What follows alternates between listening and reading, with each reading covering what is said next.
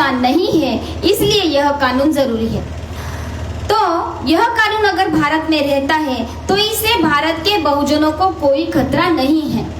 फिर भी आरएसएस बड़ी सरकार चाहती है कि यह कानून नष्ट हो जाए और यहाँ पे यूनिफॉर्म सिविल कोड लाया जाए। यूनिफॉर्म आप सभी को पता है, स्कूल में बच्चों को होता है, सबको एक जैसा यूनिफॉर्म।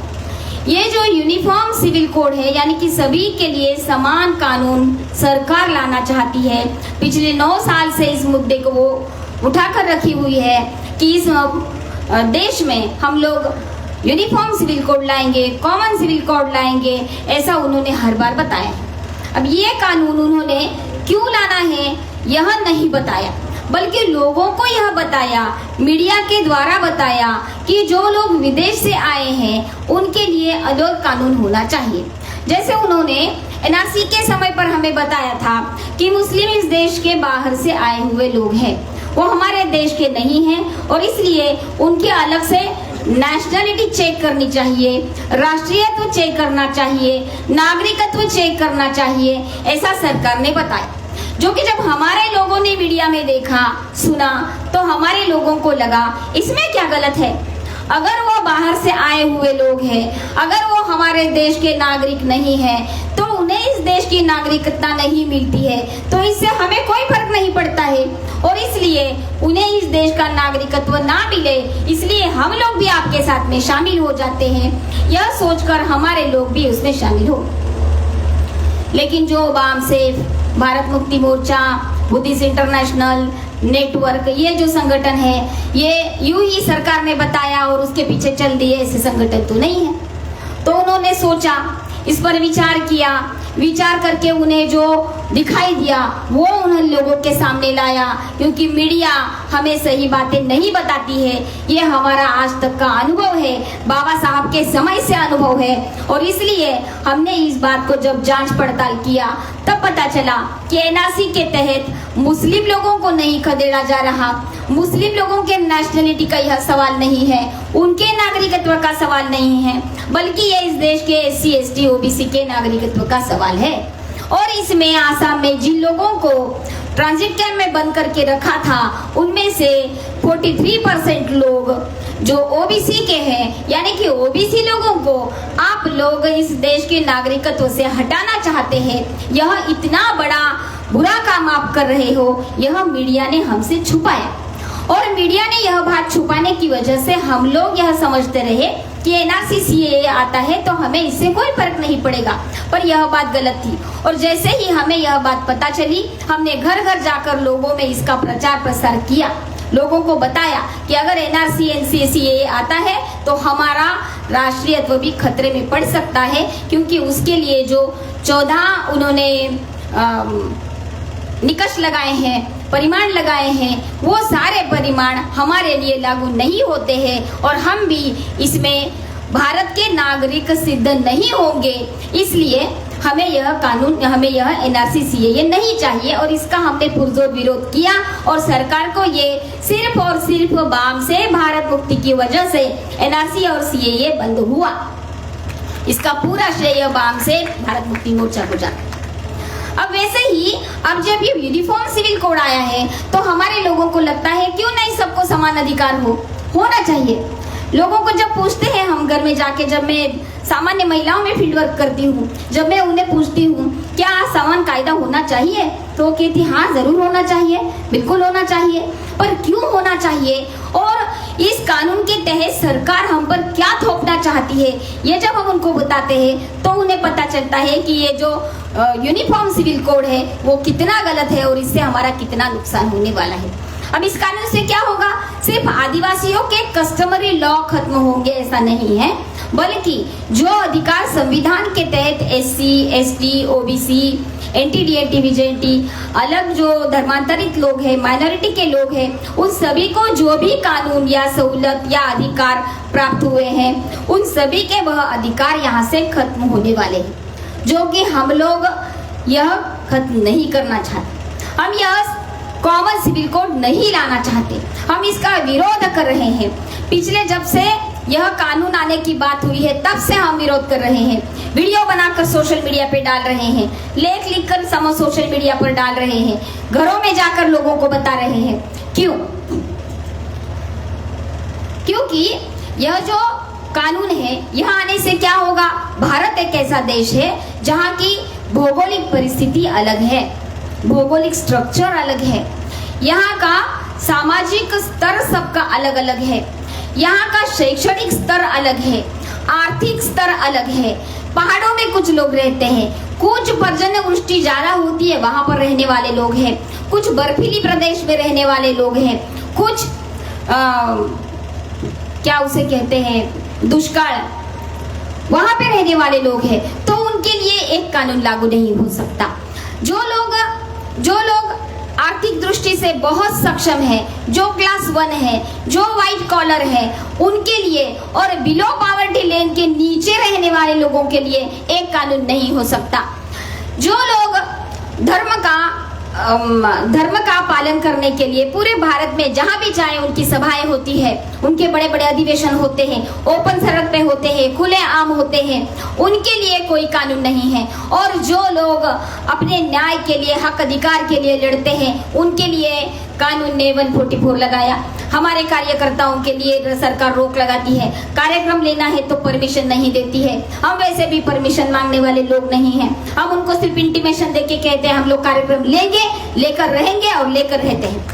तो हमारे लोगों को ये जो ताकत हमारे संगठन ने दी है, उसमें हमने सोचने की, विचार करने की क्षमता दी है और उसी के बलबूते पर हमने सोचा कि जो लोग अलग अलग आर्थिक स्तर से, सामाजिक स्तर से आते हैं, उन्हें एक ही कानून लागू नहीं होगा। यह बात हमें शाहू महाराज ने घोड़े के तबेले में ले जाकर सांगली के जज को, पटवर्धन साहब को बताई थी कि एक अगर बहुत भागने वाला तगड़ा घोड़ा है और एक अगर दुबला घोड़ा है, तो वो दोनों के लिए अगर एक जगह खाना रखा जाए तो तगड़ा घोड़ा दुबले घोड़े को लात मार के भगा देगा और खुद सारा खाना खा लेगा। यही होने वाला है कॉमन सिविल कोड आएगा तो। और इसलिए हमें ये कानून नहीं चाहिए। जैसे SC ST OBC के कानून खत्म हो जाएंगे, माइनॉरिटी के खत्म हो जाएंगे, आदिवासियों के खत्म हो जाएंगे, वैसे महिलाओं के भी तो खत्म हो जाएंगे। हमारी जो महिलाएं यहाँ पर बैठी हुई है 50% है, उनके भी तो अधिकार खत्म हो जाएंगे। और हम लोग नहीं चाहते कि हमारे जो डॉक्टर बाबा साहब अम्बेडकर ने हमें संविधान के तहत कानून दिए हैं, दोहरे कानून दिए हैं, उसमें से कोई भी कानून खत्म हो। और अगर हम इस कानून को इस यूनिफॉर्म सिविल कोड को खत्म नहीं करते हैं तो आने वाले दिनों में हमारे सारे कानून खत्म हो जाएंगे। संविधान नष्ट करने का उनका मंसूबा हम सफल नहीं होने देंगे और आप सभी लोग इसमें हमारा साथ सहयोग देंगे। इसी आशा और विश्वास के साथ मैं अपनी बात रखती हूँ। जय भीम, जय मूल्यवासी, जय संविधान। धन्यवाद मॅडम। अत्यंत जो जिवंत विषय आहे आणि ज्वलंत विषय आहे, या विषयावर आपण खूप चांगल्या पद्धतीने मार्गदर्शन केलं, त्याबद्दल ॲडव्होकेट विद्या तिरंदे मॅडमचे खूप खूप धन्यवाद। यानंतर मी माननीय पंचशीलम मोहोळ मॅडम यांना विनंती करतो की आपण 5 मिनिटांमध्ये आपलं मनोगत व्यक्त करावं।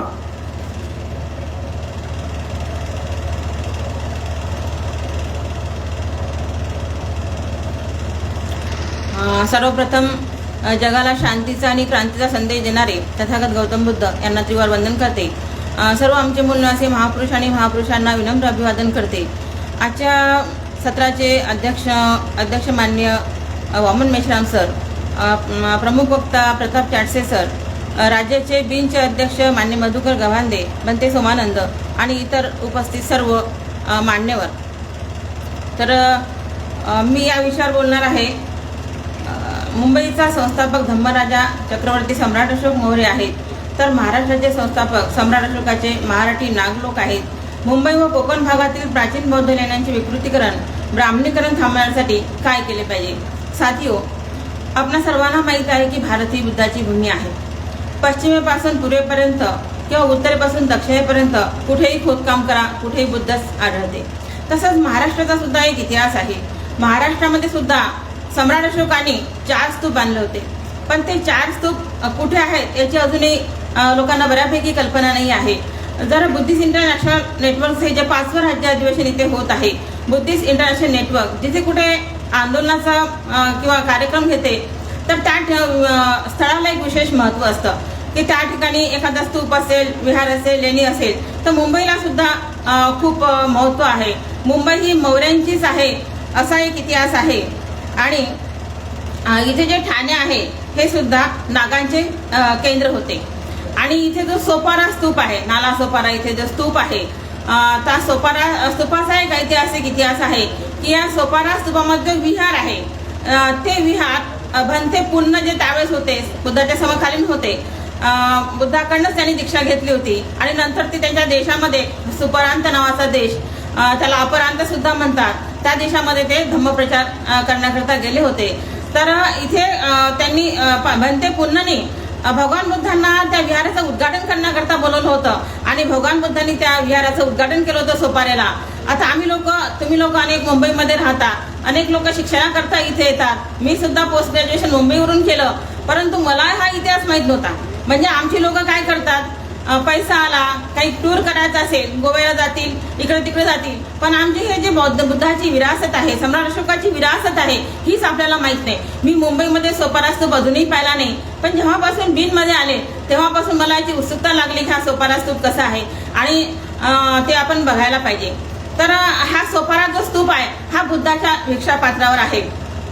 आणि पंपचे सुदनी आणि सारथ पक्केरीनी या अट्टकथांमध्ये पुन्नाच्या आमंत्रणावरून भगवान बुद्ध सोपाऱ्याला आले होते. भंते पुन्नाचा सुद्धा इतिहास आहे. भंते पुन्ना जेव्हा श्रावस्तीमध्ये आले, व्यापार करत होते, व्यापारी होते, आणि बुद्धाकडनं जेव्हा त्यांनी दीक्षा घेतली तेव्हा त्यांनी बुद्धाला नंतर परमिशन मागितली की आता भगवंत मला माझ्या देशामध्ये जाऊ द्या. तर त्यांचा जो देश होता अपरांत, त्या देशामध्ये भगवान बुद्धांनी त्यांना अशीच परमिशन दिली नाही. त्यांना त्यांनी प्रश्न विचारले. भगवान बुद्धाची पद्धत होती की त्यांच्याकडे त्यांना प्रश्न विचारायचे आणि उत्तरं काढून घ्यायचे. तर भगवान बुद्धांनी पहिला प्रश्न पुन्हा भंतेला विचारला की तुम्ही ज्या देशामध्ये जाण्याचं म्हणताय, पण त्या देशातले लोक फार कठोर आहेत, तुम्हाला शिव्या देतील, तुमचा अपमान करतील, तर त्यावेळेस तू काय करशील, असं पुन्हाला ते विचारतात. तर भंते पुन्हा त्यांना म्हणतो की जर ते मला शिव्यात देतील ना, मला हाताने तर नाही मारतील, तर मी तिथे जायला तयार आहे. आणि त्यांनी मला शिव्यात दिली आणि हाताने मारलं नाही म्हणून मी त्यांना चांगलंच समजेल. बुद्ध पुन्हा त्यांना प्रश्न विचारतात की जर त्यांनी तुला हाताने मारलं तर काय करशील, तर ते म्हणतात त्यांनी हातानेच मारतील ना, मला काठीनं तर नाही मारणार नाही, आणि म्हणून त्यांनी मला काठीनं मारलं नाही म्हणून मी त्यांना चांगलंच समजेल. बुद्ध त्यांना पुन्हा प्रश्न करतात जर काठीने मारलं तर, मग पुन्हा म्हणतो की काठीनेच मारतील ना, दगडाने तर नाही मारतील मला. आणि मग त्याच्यानंतर बुद्ध पुन्हा म्हणतात की दगडाने मारलं तर, त्यांनी मला दगडानेच मारलं पण शस्त्राने नाही मारलं म्हणून मी त्यांना चांगलं समजेल त्या अपरांत देशाच्या लोकांना, असं पुन्हा भंते म्हणतो. तर म्हणून पुन्हा बुद्ध म्हणतात जर त्यांनी तुला शस्त्राने मारलं तर, त्यांनी मला शस्त्रानेच मारलं परंतु माझ्यावर त्यांनी मला जीवाने तर नाही मारलं म्हणून मी त्यांना चांगलं समजेल. बुद्धिस्ट इंटरनॅशनल नेटवर्कचे राष्ट्रीय संरक्षक माननीय मेश्राम साहेबांचं आगमन झालेलं आहे. आपण सगळ्यांना टाळ्याच्या गजरामध्ये स्वागत करायचं आहे.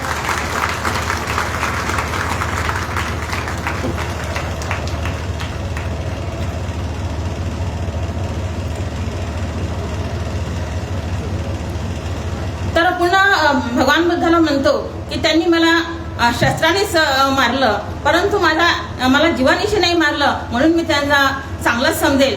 तर भगवान बुद्ध पुन्हा म्हणतात का जर त्यांनी तुला जीवानिशी मारलं तर पुन्हा असं म्हणतो की अनेक लोक त्यांना जो पश्चाताप होतो जीवनामध्ये आत्मघात करतात, आत्महत्या करतात, आणि ह्या लोकांनी जर मला ठार मारलं, माझ्या शरीराचा असा नाश केला तरी मी त्यांना चांगलं समजेल की मला आत्मघात करण्याची तर वेळ नाही आली. तर असे भंते त्यावेळेस होते बुद्धाच्या वेळेस, बुद्धाचे समकालीन जे भंते होते, आणि म्हणून त्यावेळेस बुद्ध धर्माचा प्रचार आणि प्रसार साऱ्या देशामध्ये आणि देशाच्या बाहेर सुद्धा झाला. तर आजचे जे भंते आहेत हे आमचे हे लोकांमध्ये जात नाही, आणि असं किंवा आमचे कार्यकर्ते सुद्धा समाजामध्ये जात नाही, आणि वारंवार त्या लोकांना म्हणजे कार्यकर्ते बनण्याकरता तयार करत नाही, म्हणून आज कार्यकर्ता दिसत नाही. तर बुद्ध धर्माची चळवळ चालवायची असेल तर आम्हाला राष्ट्रव्यापी चळवळ उभारावं लागेल. आणखी एक या सोपाऱ्याला इतिहास आहे की या सोपाऱ्या ठिकाणी भगवान बुद्धांनी त्याचं स्वतः उद्घाटन केलं होतं ह्या सोपाऱ्या याचं. विहाराचं, स्तूपाचं नाही. तर आता ही जी बुद्ध धम्माची चळवळ आहे ही पुढे चालवण्याकरता किंवा जे आमचे स्तूप आहेत, आमच्या लेण्या आहेत, ह्याचे जर ब्राह्मण विकृतीकरण करत आहे, विद्रुपीकरण करत आहे, ते जर रोखायचं असेल तर त्यासाठी आम्ही राष्ट्रव्यापी चळवळ उभारली पाहिजे. डॉक्टर बाबासाहेब आंबेडकरांनी 6 मे 1955 या सोपाऱ्याला भेट दिली होती. म्हणजे बघा 14 ऑक्टोबर 1956 ज्यावेळेस नागपूरला बाबासाहेबांनी आम्हाला दीक्षा दिली, तर त्याच्या बरोबर 1 वर्ष अगोदर बाबासाहेबांना सोपारा स्तूपाला भेट दिली होती आणि तिथे त्यांनी, ती वैशाख पौर्णिमा होती आणि त्या दिवशी त्यांनी तिथे बुद्ध जयंती काही निवडक लोकांसोबत साजरी सुद्धा केली होती. आणि बाबासाहेबांनी 24 डिसेंबर 1956 जे 1954 जी जागतिक बौद्ध धम्म परिषद होती बर्मामध्ये, तिथे सुद्धा त्यांनी आपल्या लोकांना इशारा दिला होता की जर बौद्ध धर्माची चळवळ पुढे न्यायची असेल तर ब्राह्मणांना आपण सोबत नाही घेतलं पाहिजे, कारण ब्राह्मण जेव्हा केव्हा आमच्या चळवळीमध्ये येतील तर ते निश्चितपणे सत्यानाश करण्याकरताच येतील. तर बुद्धिस्ट इंटरनॅशनल नेटवर्कने आता हे आमचे जे स्तूप विहार लेण्या आहेत, नुकताच ज्ञानवापीचा मुद्दा सुरू आहे, त्याच्यानंतर मथुरा आणि काशीचा मुद्दा सुरू आहे. मथुरा आणि काशीवर सुद्धा ब्राह्मण कब्जा करण्यासाठी न्यायालयामध्ये गेलेले आहेत. आम्ही तिथे 9 जुलै आणि 16 जुलैला कार्यक्रम घेतला होता बुद्धिस्ट इंटरनॅशनल नेटवर्कतर्फे, पण तो ब्राह्मणांनी होऊ दिला नाही, तिथे परमिशन नाकारली आणि म्हणून आता आम्ही पुढचं जे आमचं आंदोलन आहे ते 5 टप्प्यामध्ये घोषित केलं आहे बिनच्याद्वारे. तर हे आंदोलन 31 राज्यामध्ये आणि 567 जिल्ह्यांमध्ये एकाच वेळी चरणबद्ध आंदोलन होणार आहे. त्याचा पहिला टप्पा जो आहे तो 7 ऑगस्ट 2023 रोजी प्रत्येक जिल्हाधिकारी कार्यालयावर आम्ही ज्ञापन आंदोलन करणार आहोत. त्यानंतर दुसरं जे चरण आहे ते 15 ऑगस्ट 2023 रोजी आहे, ज्यामध्ये संपूर्ण देशामध्ये एकाच वेळी धरणं प्रदर्शन होणार आहे. त्यानंतर तिसरं जे चरण आहे आंदोलनाचं ते 22 ऑगस्ट 2023 रोजी संपूर्ण मुख्यालयावर रॅली प्रदर्शन होणार आहे. आणि त्यानंतर चौथं जे चरण आहे ते 9 सप्टेंबर 2023 रोजी बीनच्या वतीने आम्ही भारत बंद करणार आहोत. त्यानंतर 5वं जे चरण आहे 24 सप्टेंबर 2023ला बनारस येथे जिल्हाधिकारी कार्यालयावर आम्ही 1 लाख लोकांचा मोर्चा घेऊन जाणार आहोत आणि अशा प्रकारे ही चळवळ, हे आमचे स्तूप विहार वाचवण्याचा आम्ही प्रयत्न करत आहोत. मी इथेच थांबते. धन्यवाद.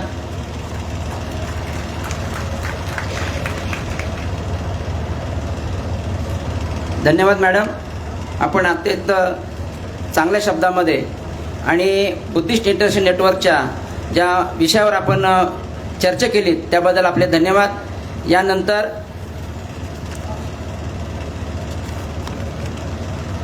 माननीय अमित नरवडे सर, राज्य सदस्य बुद्धिस्ट इंटरनॅशनल नेटवर्क महाराष्ट्र राज्य, यांना विनंती करतो की त्यांनी आपलं मनोगत व्यक्त करावं.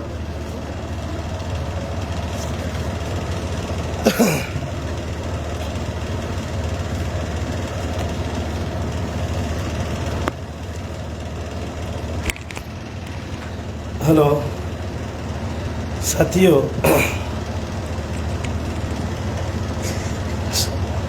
हेलो.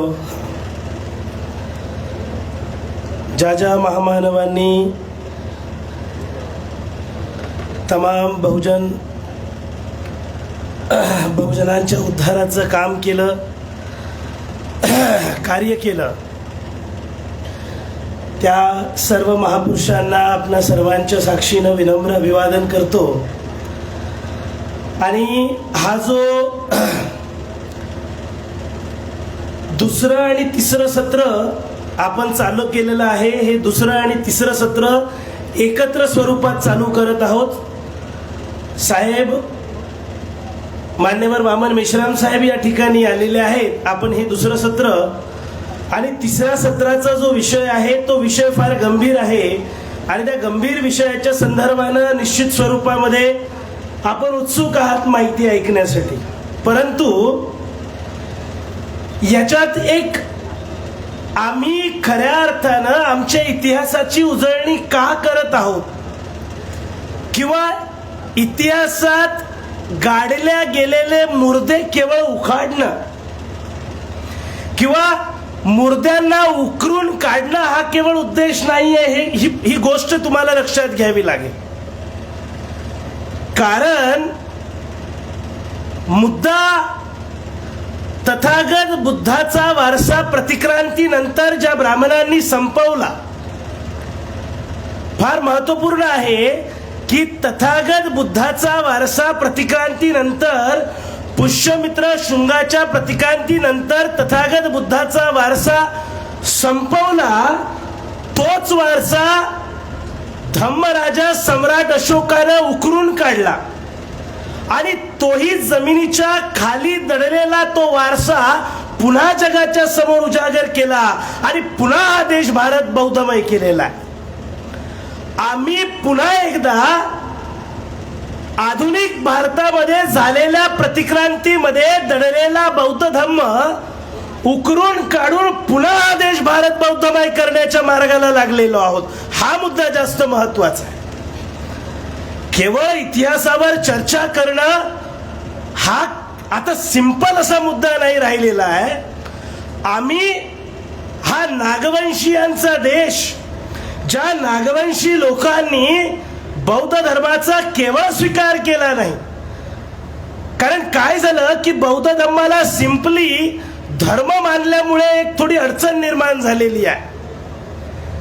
ही जी समतेची, ममतेची आणि बंधुत्वाची जी विचारधारा आहे, ज्या विचारधारेनं तमाम शोषितांना आणि वंचितांना एकसंध स्वरूपामध्ये बांधून ठेवलं, तो विचार आम्ही देशाला देऊन पुन्हा नागवंशी समाजाची निर्मिती करू पाहत आहोत. हा मुद्दा जास्त महत्वाचा आहे. साथियो, हा जो तिसरा विषय आहे की मुंबईचा संस्थापक धम्मराजा चक्रवर्ती सम्राट अशोक हा मौर्य राजा आहे, तर या महाराष्ट्राची स्थापना या मौर्याचे वंशज असणाऱ्या मराठी लोकांनी केली आणि वर्तमान परिस्थितीमध्ये या मौर्यांची विरासत धोक्यात आलेली आहे.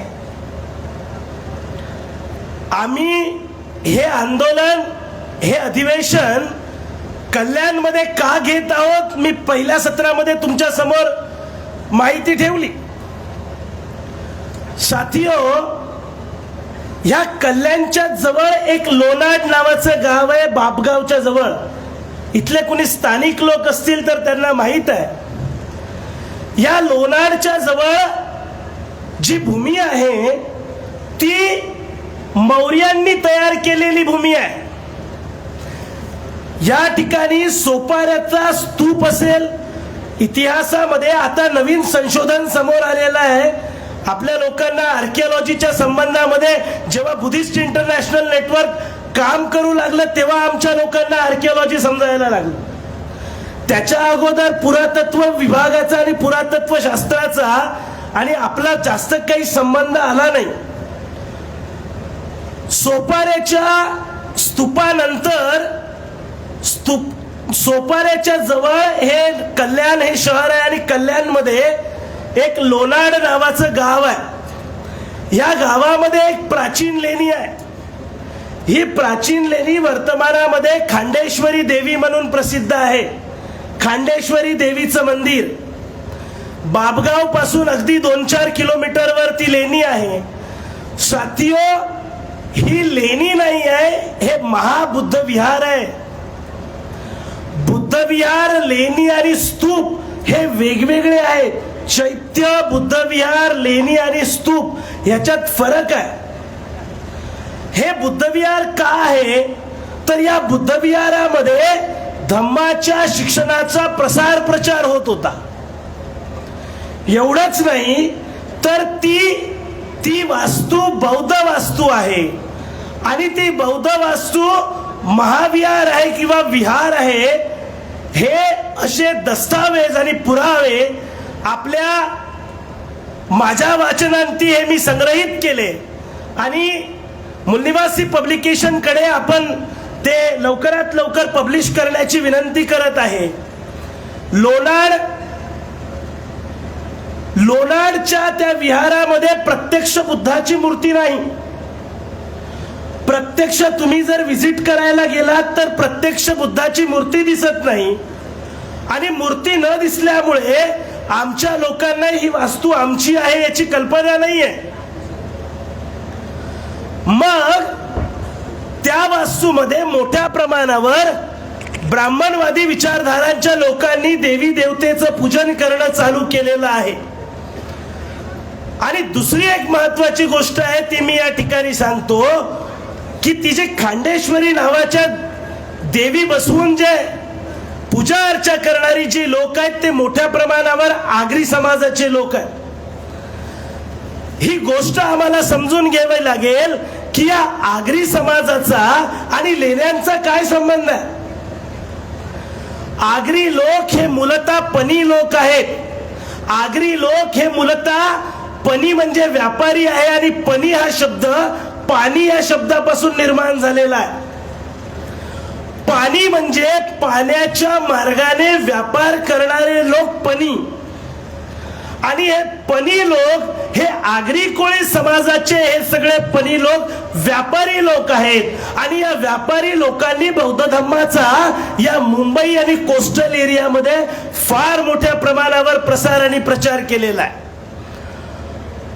इथे मुद्दा मुंबई प्रांतातल्या लेण्या आणि स्मारक वाचवण्याच्या संदर्भामध्ये ब्राह्मणवादी विचारधारेच्या लोकांनी संघर्ष निर्माण केलेला आहे. बौद्ध बनाम आगरी कोळी. हेतू पुरस्कर आगरी कोळी बांधवांना तिथे कर्मकांडासाठी प्रवृत्त करून त्या लेण्यांमध्ये काम करायला तयार केलं जातं. परंतु आमच्या समोर चॅलेंज आहे की या लोकांना तयार तर करायचं. ती लेणी साधारण 90% आगरी कोळी लोक सांभाळतात आणि त्या लेणीचं खरं त्या महाविहाराचं संवर्धन करण्याची प्रचंड मोठी गरज आहे. माझ्या ऑब्झर्वेशन मध्ये ज्या बाबी आल्या त्या बाबी अशा आहेत, ती लेणी एवढी सुंदर आहे. वेषांतर जातकाचं डेपिक्शन त्या लेणीमध्ये आहे. जगात देशामधली एकमेव अशी लेणी आहे की ज्याच्यामध्ये एकच जातकाचं संपूर्ण चित्रण आहे, वेषांतर जातक. हा वेषांतर जातक काय आहे तर बोधिसत्व वेषांतराचं कॉपी करून ब्राह्मणांनी जो सत्य हरिश्चंद्राची कहाणी बनवली, ती हरिश्चंद्राची कहाणी वेषांतर जातकाची कॉपी पेस्ट आहे. ही वेषांतर जातकाची कॉपी पेस्ट ब्राह्मणांनी कॉपी केली आणि सत्यवान हरिश्चंद्राची कहाणी बनवली. आणि हे जातक या लोणारच्या केव्ज मध्ये अतिशय सुंदर पद्धतीने डेपिक्ट केलेलं आहे, कोरलेलं आहे. आणि एवढंच नाही साथियो, अतिशय सुंदर बुद्ध माता महामायाचं चित्रण सुद्धा त्या ठिकाणी त्या लेणीमध्ये आहे. आमच्या लोकांना हे माहित नाही. बुद्ध देवता जे मातृत्वाचं प्रतीक आहे, बुद्ध देवता हरिती, हरितीचं चित्रण सुद्धा त्या ठिकाणी त्या लेणीमध्ये आहे. आमच्या लोकांना ते माहित नाही. आमचं अज्ञान हे ब्राह्मणवादाचं हतियार आहे, हे लक्षात ठेवा. आमचं अज्ञान हे ब्राह्मणवादाचं हतियार आहे आणि म्हणून आम्ही समाजाला सज्ञानी बनवू इच्छितो. हे संज्ञान निर्माण करण्यासाठी ही लेणी जी लोणारची आहे इथे बृहत मोठं आंदोलन निर्माण करून हे वारसा वाचवणं केवळ सिंपली वारसा वाचवण्याचं काम नाही, तर या लेण्या वारसा वाचवणं म्हणजे आमचे प्रेरणा स्त्रोत अधिक जिवंत करण्याचं काम आम्ही हाती घेतलेलं आहे. कारण की हे दगड माती दोंडे हे काही केवळ वारसा नाहीये, हे आमचे ऊर्जेचे स्त्रोत आहेत, हे आमचे प्रेरणेचे स्थान आहेत. आणि संपूर्ण मुंबई आणि कल्याण आणि ठाणे हा पूर्ण अपरांत मौर्यांनी तयार केलेला आहे. हा संपूर्ण अपरांत हा बौद्ध सम्राट अशोक आणि त्यांच्या पूर्वजांनी आणि वंशजांनी निर्माण केलेला महाराष्ट्र आहे, नव्हे संपूर्ण भारत आहे. ब्राह्मणाचा जमिनीच्या आतमध्येही काही नाही आणि जमिनीच्या वर देखील काही नाही. दिवसा गणिक उत्खनन होत आहे आणि प्रत्येक क्षणात प्रत्येक वस्तूत आणि प्रत्येक जमिनीच्या कणामध्ये केवळ आणि केवळ बुद्ध वसलेला आहे. आणि हा बुद्ध शुद्ध स्वरूपात समाजाला सांगण्यासाठी ही बुद्धिस्ट इंटरनॅशनल नेटवर्कची चळवळ आम्ही संपूर्ण देशात करत. मी हेतू पुरस्कार लोणारवर यासाठी बोलत आहे की आम्हाला या कल्याण मुंबई ठाणे या परिसरामध्ये आंदोलन निर्माण करावं लागेल. कारण की या परिसरातले आपण लोक सधान लोक आहोत. आपण नोकरी पाण्याला लागलेली 4 पैसे कमावणारी लोक आहोत आणि आम्हाला या एरियामध्ये मुवमेंट तयार करून याचे पडसाद संपूर्ण देशामध्ये जर उमटवायचे असेल तर ही मुवमेंट उभी करावी लागेल. हा केवळ भाषणबाजीचा धंदा नाही, हे संघर्षाचं काम आहे आणि या संघर्षाच्या कामामध्ये मागील 40 वर्ष बहुजन नायक मान्यवर वामन मेश्राम साहेब कार्यरत आहेत. आपण त्यांच्या कार्याला अतिशय वेगानं पुढे नेण्याचं काम बुद्धिस्ट इंटरनॅशनल नेटवर्कच्या माध्यमातून करावं असं आग्रहाचं विनंती आणि निवेदन मी करतो आणि मी थांबतो. धन्यवाद. जय भारत.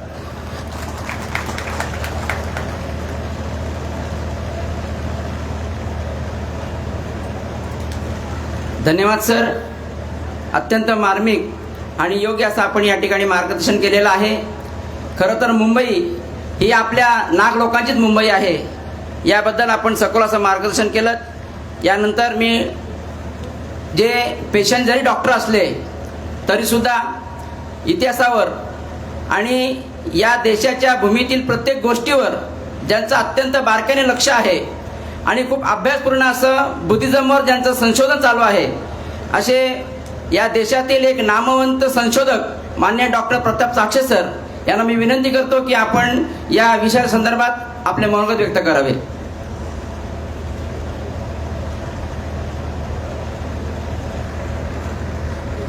दुनिया में शांति तथा क्रांति का संदेश देने वाले और धम्मराज्य की स्थापना करने के लिए प्रेरित करने वाले तथागत गौतम बुद्ध के प्रेरणा से प्रेरित होकर दुनिया का पहला धम्मराज्य स्थापित करने वाले चक्रवर्ती सम्राट अशोक, जिनका साम्राज्य संपूर्ण दुनिया में ग्रीस और अलेक्जेंड्रिया तक फैला हुआ था. दूसरे सम्राट अशोक, जिनको कनिष्क समझा जाता है. तीसरे सम्राट अशोक सम्राट हर्षवर्धन. उसके बाद तथागत बुद्ध की विचारधारा निरंतर जारी रखने वाले सिद्ध, नाथ और फिर संत परंपरा. संतों की प्रेरणा से धम्मराज्य फिर से भारत में पुनर्जीवित करने वाले चक्रवर्ती छत्रपति शिवाजी महाराज, उनके पुत्र छत्रपति संभाजी महाराज, जिन्होंने तथागत बुद्ध के जीवन पर बुद्धभूषण ग्रंथ लिखा था. राजमाता जिजाऊ, तथागत बुद्ध की क्रांति फिर से पुनर्जीवित करने वाले राष्ट्रपिता ज्योतिबा फुले, छत्रपति शाहूजी महाराज, डॉक्टर बाबा साहेब अम्बेडकर, अनुभव साठे और तमाम सभी मूल्यवासी बहुजन महापुरुषों को मैं प्रणाम करता हूँ. आज के 5वें महाराष्ट्र राज्य अधिवेशन में अध्यक्षता करने वाले माननीय वामन मेश्राम साहब और हमारे सभी कार्यकर्ता पदाधिकारी, उपस्थित बंधु भगिनी, साथियों, बुद्धिस्ट इंटरनेशनल नेटवर्क और बुद्धिज्म की प्रासंगिकता क्या है, क्यों हमें ये कार्य करना जरूरी पड़ रहा है, इसके बारे में मैं पहले आपको बताना चाहता हूँ. क्योंकि अगर आपको उद्देश्य पता नहीं होगा तो आपको काम करने में कोई इंटरेस्ट नहीं आएगा. क्यों बुद्धिज्म जरूरी है? तो साथियों, दुनिया में जीवन जीने के 2 तरीके हैं, 2 मार्ग है. एक ज्ञान का मार्ग जिसको प्रकाश का मार्ग समझा जाता है, और दूसरा अज्ञान का मार्ग जिसको अंधकार का मार्ग समझा जाता है. दुनिया में 2 तरह के प्राणी हैं जो अज्ञान में जीते हैं, जैसे कि पशु जो कभी पढ़ाई नहीं करते, जिनका कोई स्कूल नहीं है और इसलिए वो हजारों सालों से वैसे के वैसे है. आप देखो, कुत्ता, घोड़ा, जो प्राणी है उनमें कोई परिवर्तन नहीं हुआ, उनमें कोई विकास नहीं हुआ. दूसरी तरफ मनुष्य है जो ज्ञान की साधना करता है और ज्ञान के मार्ग पर चलकर उन्नति करता है. तो तथागत बुद्ध ज्ञान के प्रतीक है. हमें बुद्ध क्यों चाहिए? क्योंकि बुद्ध हमें ज्ञान का रास्ता दिखाते हैं और बुराई के खिलाफ, पशु वृत्ति के खिलाफ लड़ने की हमें प्रेरणा देते हैं. बुद्ध का जीवन क्या है? बुद्ध का जीवन नाग बनाम ब्राह्मण जो संघर्ष है, उस संघर्ष का प्रतीक बुद्ध का जीवन है. बुद्ध के जीवन का सबसे बड़ा प्रतीक है बुद्ध बनाम मारा संघर्ष. आपने मारा का नाम सुना होगा. मारा मतलब क्या? कि जो हमें अच्छे मार्ग पर जाने से रोकता है, जो हमें पशु अवस्था में लेके जाता है और हमको मारता है. जैसे कि मणिपुर में मारा, जहाँ वहाँ हिंसा होती है जाति के नाम पर, धर्म के नाम पर. तो मारा क्या करता है, दुष्ट प्रवृत्ति क्या करती है कि हमें निरंतर मारते रहती है, हमें कल्याण से रोकती है, हमारा विकास रोकती है, हमारे रास्ते पर अवरोध निर्माण करती है। और इसलिए बुद्ध हमें जरूरी है। बुद्ध क्या बताते हैं कि आप तर्कशील बनो, आप विवेकी बनो, आप परिवर्तनशील बनो। बुद्ध ने कभी नहीं कहा कि मेरा एक ही जो स्टेटमेंट है वैसे के वैसा अमल में लाओ। बुद्ध ने परिवर्तन बताया और उस परिवर्तन के मार्ग पर चलकर सम्राट अशोक ने सबसे बड़ा दुनिया का परिवर्तन किया और धम्मराज्य निर्माण किया। धम्मराज्य मतलब क्या है, तो जहाँ पर सभी लोगों को समान न्याय मिलेगा, सभी को समान हक अधिकार मिलेंगे, कोई किसी का शोषण नहीं करेगा, जहाँ पर कोई ऊंच नीच नहीं होगा। ब्राह्मणों की विचारधारा क्या बताती है? ब्राह्मणों की विचारधारा बताती है कि जन्म के नाम पर कोई ब्राह्मण श्रेष्ठ है और बाकी लोग तुच्छ है। बुद्ध और अशोक का विरोध किस बात को था, नागलोक का विरोध किस बात को था, ये हमें समझना बहुत जरूरी है। डॉक्टर बाबा साहब अम्बेडकर बताते थे, हमारा पहला विषय, कि भारत का इतिहास नाग बनाम ब्राह्मण संघर्ष का इतिहास है और वो संघर्ष है जो आज भी जारी है, आज हम उसे चला रहे हैं। तो नाग बनाम ब्राह्मण जो संघर्ष है वही बुद्ध बनाम ब्राह्मण संघर्ष है। बुद्ध ने बताया कि कोई श्रेष्ठ नहीं, कोई कनिष्ठ नहीं, जन्म के आधार पर सभी लोग समान हैं। जो अच्छा पढ़ेगा, जिसका व्यवहार अच्छा रहेगा, जिसका वर्तन अच्छा रहेगा, वो अच्छा आदमी। जिसका वर्तन बुरा रहेगा, जिसकी सोच बुरी रहेगी, जिसका आचरण बुरा रहेगा, वह बुरा आदमी। और ये चिरंतन सत्य है, सनातन सत्य है। आप अगर बुरे लोगों को सर पर बिठाओगे तो आपका कल्याण नहीं होगा, आपका पतन हो जाएगा। आप अगर अच्छे लोगों को सामने रखोगे, उनको नेतृत्व दे दोगे तो आपके विकास होगा, उन्नति होगी। सम्राट अशोक और तथागत बुद्ध के समय क्या हुआ?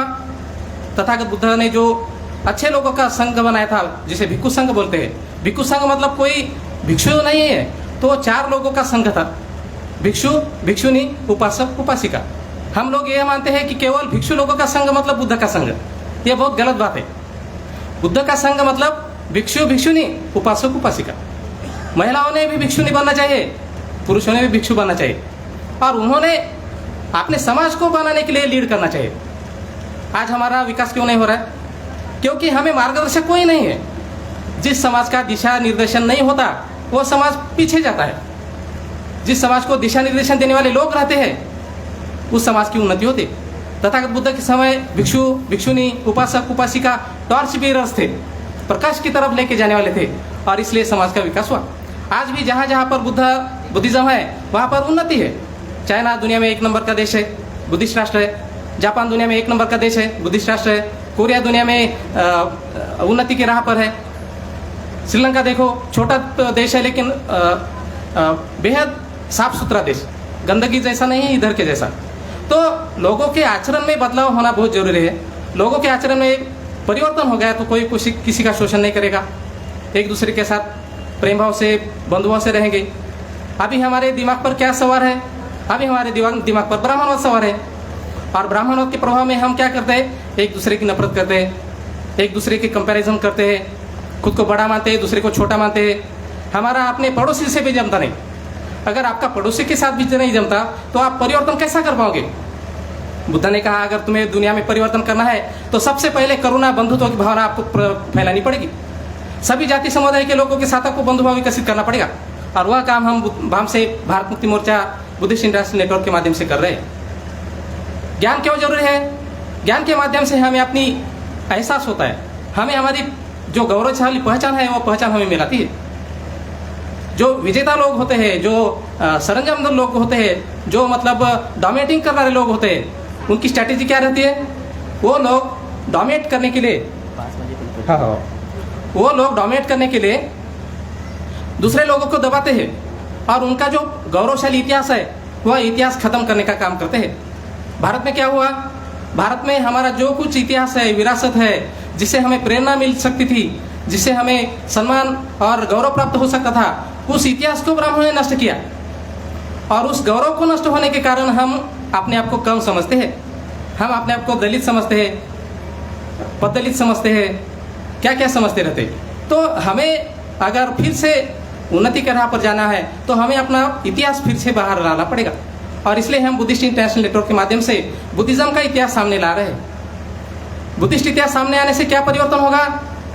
हमें जो जाति की पहचान दी गई है वो पहचान हमारी खत्म हो जाएगी। जाति की पहचान क्या है?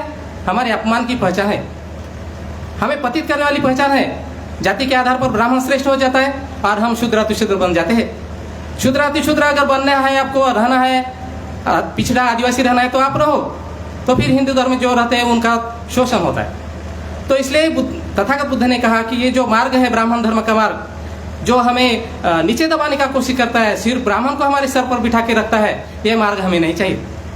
और इसलिए बुद्ध ने सब स्पेशल सेपरेट धर्म निकाला और उसमें बताया कि सबसे पहला उसका जो क्रांतिकारी फार्मूला है, वह क्रांतिकारी फार्मूला बुद्ध का एक ही था कि सभी लोग धर्म में सभी समान है, कोई ऊंच नीच नहीं है। इस आधार पर हम अगर समाज में जाएंगे तो लोग हमारे साथ जुड़ेंगे। तो इसलिए ज्ञान भी अगर पैदा हुआ तो उसका प्रचार करना जरूरी रहता है। तथागत बुद्ध ने केवल ज्ञान बना के अपने साथ नहीं रखा, तो उसके लिए प्रचारक बड़े पैमाने पर तैयार किए। आज परिस्थिति क्या है कि हमें बुद्ध पता है, धम्म पता है, लेकिन उसका प्रचार करने वाले कोई लोग नहीं है।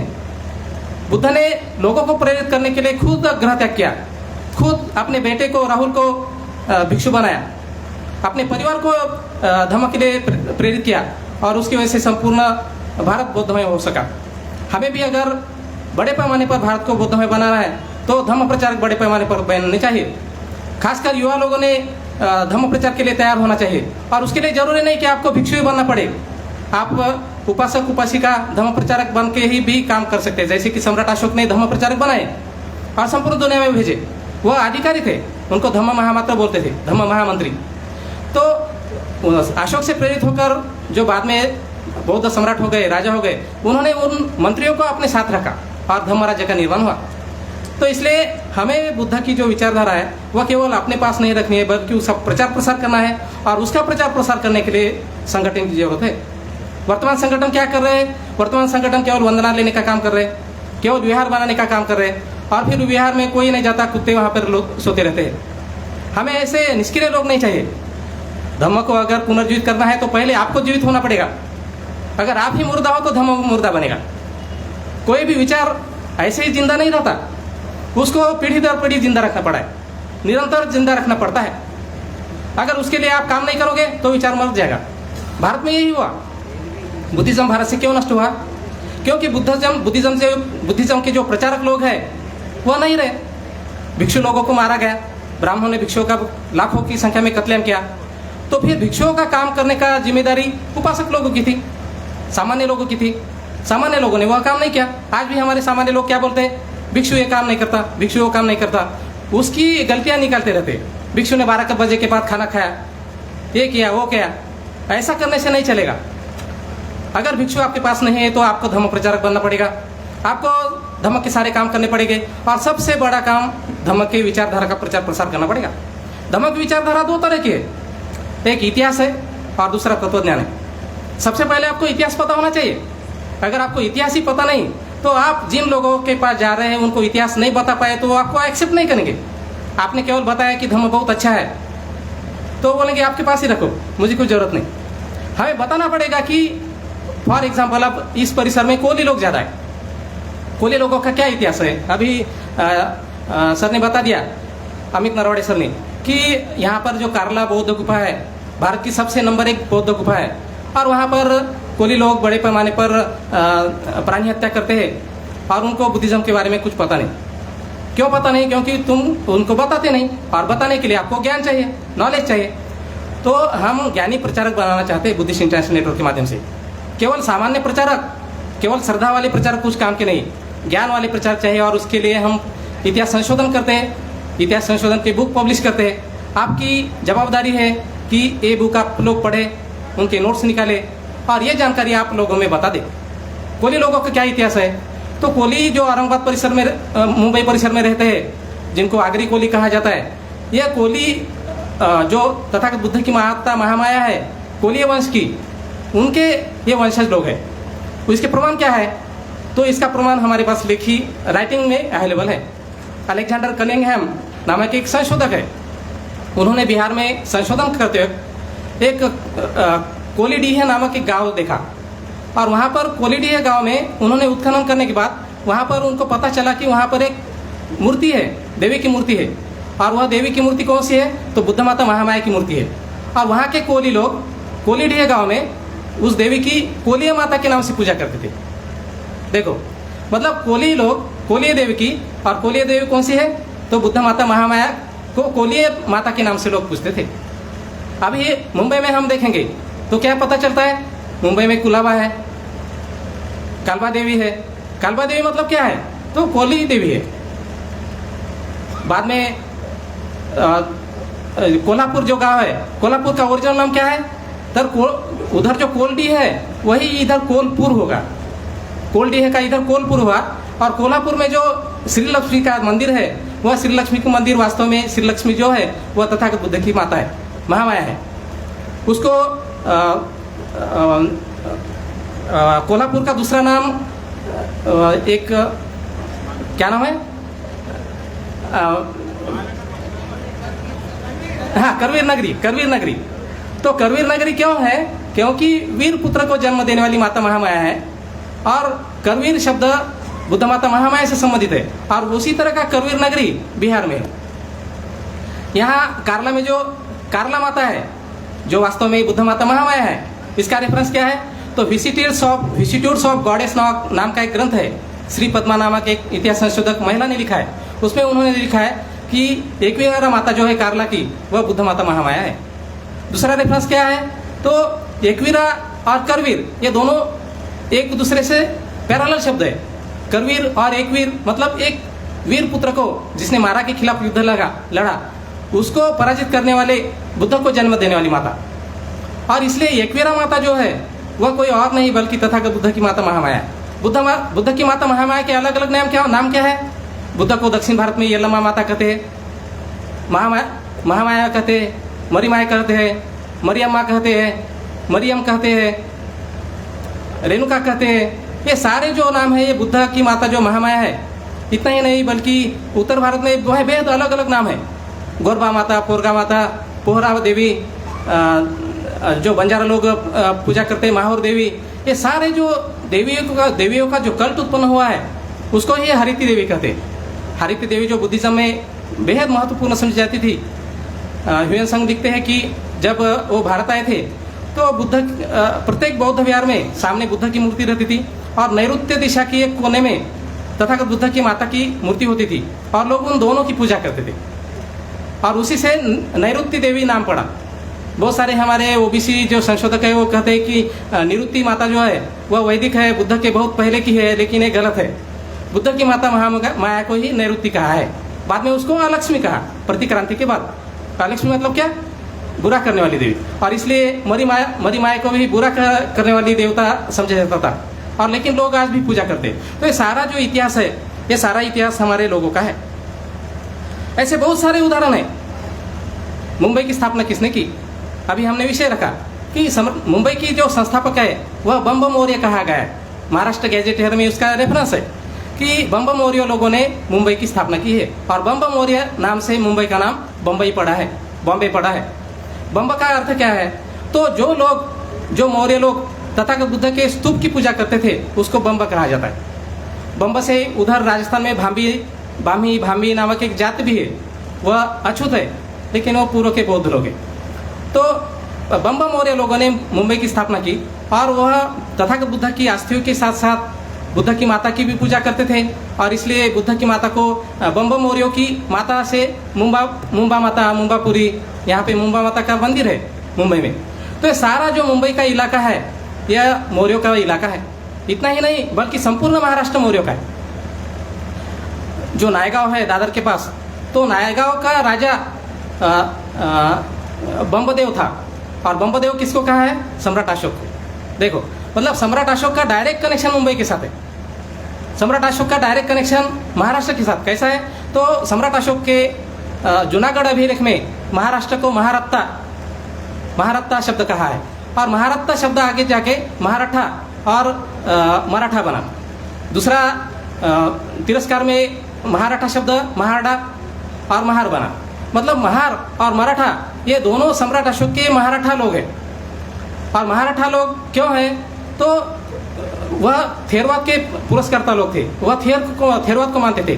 तथागत बुद्ध के समय ही संपूर्ण महाराष्ट्र बुद्धिस्ट हुआ था। उसका प्रमाण क्या है? तो तथागत बुद्ध के जो प्रिय शिष्य थे, पूर्ण तथागत बुद्ध के जो 12 शिष्य है, उन 12 शिष्यों में से प्रमुख शिष्य जो थे आनंद उपाली, उनके साथ पूर्ण शिष्य का नाम आता है। तो पूर्ण ने नाला सुपारा और ये संपूर्ण जो महाराष्ट्र है वह बुद्धिस्ट बनाया था। उसके बाद सम्राट अशोक ने महादेव नामक एक बौद्ध भिक्षु महाराष्ट्र में भेजे था, और इसलिए महाराष्ट्र के लोग महादेव की पूजा करते। तो महाराष्ट्र मतलब कोई शिव वगैरह नहीं है। तो तथागत बुद्ध का जो अरहत है, बौद्ध साहित्य में या बौद्ध परंपरा में अरहत को देव मानते थे, और तथागत बुद्ध को देवातिदेव कहते थे। इसका बौद्ध ग्रंथों में इसका प्रमाण है। ललित विस्तार नामक ग्रंथ में बुद्ध को देवातिदेव कहा है। तो देव, तथागत बुद्ध के जो अरहत थे उनको देव कहा जाता था। देव मतलब जो भिक्षु है उनको भी देव कहा जाता था, और जो हमारे जैसे सामान्य प्रचारक है लेकिन वो धम्म का अच्छे तरह से काम करे उनको देव कहा जाता था। ब्राह्मणों ने क्या किया? हमारे सभी शब्दों की चोरी की। देव शब्द ब्राह्मणों ने खुद को लगाया और लोगों को कहने लगे कि हमारे पैर छो। आर्य शब्द बौद्धों का है। इस तरह भारत की संपूर्ण जो परंपरा है बौद्धों की परंपरा है। ब्राह्मणों के यहाँ पर कोई नहीं है, कुछ भी नहीं है, जमीन के ऊपर भी नहीं है और जमीन के नीचे भी नहीं है। महाराष्ट्र की सभी जातियां प्राचीन बौद्ध है। इतना ही नहीं, महाराष्ट्र की नहीं बल्कि संपूर्ण भारत की जाति जमातियां प्राचीन बौद्ध है, और इसके हजारों प्रमाण है। मातंग शब्द कहाँ से आया? तो तथागत बुद्ध की हाथी के रूप में पूजा करने वाले लोगों को मातंग कहा है। क्यों करते थे पूजा? तो तथागत बुद्ध के जन्म का प्रतीक सफेद हाथी है, और इसलिए सफेद हाथी के रूप में पूजा करने वाले लोग मातंग बने। महार शब्द कहाँ से आया? तो तथागत बुद्ध की सूर्य के रूप में पूजा करने वाले लोग महार कहे गए। महार शब्द मेहर शब्द से बना है, और मेहर का अर्थ ईरानी भाषा में सूर्य होता है। और राजस्थान से दक्षिण भारत की तरफ हम देखेंगे तो महार से संबंधित बहुत सारी जातियाँ हैं। महार, मेहर, मेहतर, मेर, ये सारे जातियाँ, गुजरात में भी मेर जाति है। ये सारे प्राचीन बौद्ध लोग हैं। मराठा लोग प्राचीन बौद्ध लोग हैं, कोली लोग प्राचीन बौद्ध है। जो 12 बलुतेदार कहा जाते हैं, बौद्ध साहित्य में उनको पांचाल कहा जाता था। पांचाल मतलब क्या? पंचशील का पालन करने वाले। सोनार, लोहार, सुतार, कुंभार, जो 12 बलुतेदार है उनको पांचाल कहा जाता है। और उनका अपमान करने के लिए ब्राह्मणों ने महाभारत में पांचाली कैरेक्टर दबाया है। महाभारत जो पूर्णतः लिखा गया है उसका मूल उद्देश्य क्या है? पांचालों को हराना। पांचालों को हराना मतलब किसको हराना? बौद्धों को हराना। महाभारत का ओरिजिन क्या है? तो द्रोणाचार्य और पांचाल राजा दोनों दोस्त रहते हैं सुबह के बचपन के, और दोनों में अच्छी मित्रता रहती है। लेकिन ये बड़ा राजा होने के बाद वो अमीर बनता है, और जो द्रोणाचार्य है वो गरीब रहता है, गरीब बनता है। फिर उसका जो पुत्र होता है द्रोणाचार्य का, अश्वत्थामा, और इसकी पुत्री होती है द्रौपदी।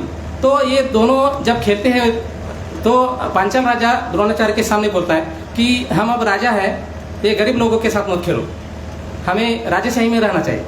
तो इसका गुस्सा द्रोणाचार्य को आता है, और फिर वह प्रण लेता है कि मैं इनका राज्य खत्म कर दूंगा। और फिर वह पांडवों के साथ जाकर मिलता है, पांडवों की शादी बनाता है द्रौपदी के साथ, और फिर कौरवों को पांडवों के खिलाफ भिड़ाता है। पांडवों के बाजू से पांचाल लड़ते हैं, कौरवों के बाजू से अन्य लोग लड़ते हैं, और दोनों का विनाश हो जाता है। ब्राह्मणों का तंत्र क्या है? ब्राह्मण आपस में भिड़ाते हैं। ब्राह्मण कभी सामने की लड़ाई नहीं लड़ते।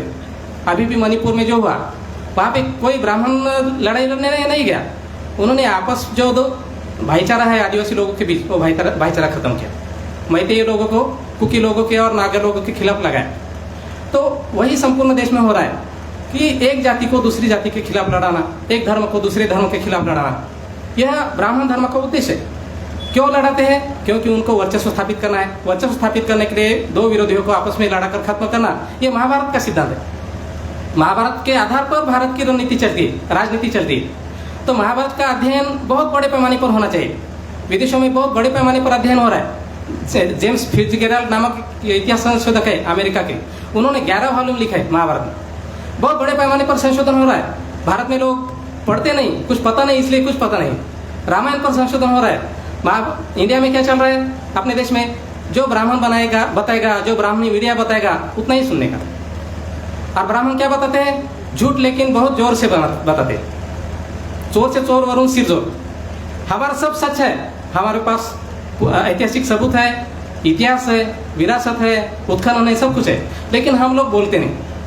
हमारे लोग लाखों की संख्या में है, लेकिन कोई बोलता नहीं। अगर आप बोलोगे नहीं तो लोगों को पता कैसे चलेगा? आप बहुत ज्ञानी हो लेकिन आप ज्ञान का प्रदर्शन नहीं करते हो तो कैसा लोगों को पता चलेगा कि ये बौद्ध विरासत है? इसलिए हमारे लोगों ने बोलना सीखना चाहिए। हमारे लोगों ने चौराहा चौराहे पर जाकर परिवर्तन करना चाहिए। चारवाक लोग जो थे, बहुत सारे हमारे लोग बोलते हैं कि चारवाक बुद्ध के पूर्व थे। चारवाक बौद्ध भिक्षुओं को चारवाक कहा जाता था, बौद्ध उपासक लोगों को चारवाक कहा जाता था। गुप्त काल में उनको चारवाक नाम पड़ा है। सम्राट अशोक के समय चारवाक लोग नहीं थे। तो सब कुछ उल्टा पुल्टा इतिहास हमारे लोग बताते हैं। हमारे जो बहुजन इतिहासकार है वह भी ब्राह्मणों के हाथ में हाथ लगाकर या उनके रेफरेंसेस पढ़कर गलत इतिहास बताते हैं। सांख्य तत्वज्ञान बुद्ध के 500 साल बाद तैयार हुआ। शिव धर्म शैववाद बुद्ध के 1000 साल बाद पैदा हुआ। काशी वाराणसी में जो शिव पैदा अभी मीडिया में बड़े पैमाने पर चल रहा है, शिव कब आया काशी में? 7वीं सदी के बाद आया। देवियों का कब निर्माण हुआ? 8वीं सदी में देवी महात्म्य ग्रंथ लिखकर देवियों का निर्माण हुआ।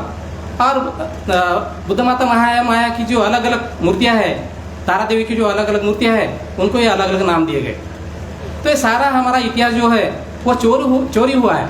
और इतिहास चोरी होने की वजह से हमारे लोगों के दिमाग भी चोरी हो गए। हमारे लोगों के लोग हमारे हैं, लेकिन हमारे लोगों का दिमाग हमारा नहीं है। हमारे लोगों का दिमाग ब्राह्मण उनके धर्म के माध्यम से कंट्रोल करते हैं। ब्राह्मणों की सबसे बड़ी शक्ति कौन सी है आज के प्राचीन काल से अभी तक की? तो धर्म उनकी शक्ति है।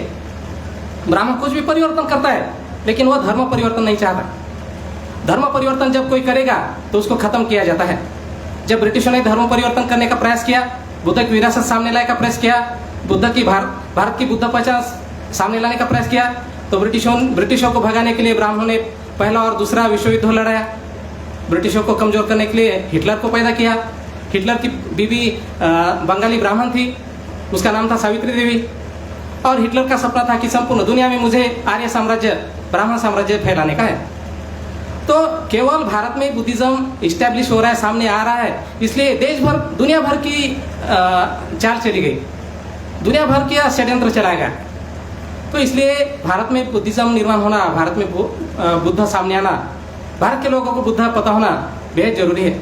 दुनिया के लोग भी यही चाहते हैं कि भारत के लोगों को बुद्ध पता होना चाहिए, लेकिन भारत के लोग हैं कि उसके बारे में सोचते नहीं। क्यों सोचते नहीं? तो ब्राह्मणों ने पुराणों में लिख कर रखा है कि बुद्ध कौन सी देवता है? तो शैतान देवता है। बुद्ध आपको क्या करता है? नर्क में लेके जाता है। बुद्ध राक्षस है। और इसलिए जो ब्राह्मणवादी लोग हैं वह बुद्ध की तरफ डायरेक्ट नहीं देखते। बुद्ध की मूर्ति पर कपड़ा लगाते हैं, बुद्ध की मूर्ति पर गहने लगाते हैं, बुद्ध की मूर्ति पर सिंदूर फास लगाते हैं और दूसरा नाम देकर उसकी पूजा करते हैं। हनुमान की मूर्तियाँ, तोड़ी फोड़ी हुई बुद्ध की मूर्तियाँ हनुमान की मूर्तियाँ। हनुमान कौन है? पद्मपाणि बोधिसत्व जो है उसको हनुमान कहा है। और अभी हिंदुत्व प्रसारित करने के लिए हनुमान चालीसा सभी तरफ किए जा रहे हैं। तो हनुमान चालीसा क्या है? जो हमारे मंगलाष्टक है उसको ही हनुमान चालीसा में परिवर्तित किया। तो बहुत सारा जो सब कुछ वर्तमान जो ब्राह्मण धर्म है, हिंदू धर्म, वह पूर्णतः बुद्धिज्म पर आधारित है। भारत में परिवर्तन करना है तो क्या करना पड़ेगा कि हमारे लोगों को हिंदुत्व के नाम पर जो मिसगाइड किया जा रहा है, SC ST OBC को हिंदुवादी हिंदू धर्म के नाम पर मिसगाइड किया जा रहा है और उनको फिर इस्लाम, क्रिश्चियन, इन धर्मों के खिलाफ भड़काया जा रहा है और धार्मिक दंगे फसाद किए जा रहे हैं। इसे अगर रोकना है तो हमें हमारी जो खोई हुई पहचान है, बुद्ध की पहचान, वह हमें सामने लानी पड़ेगी।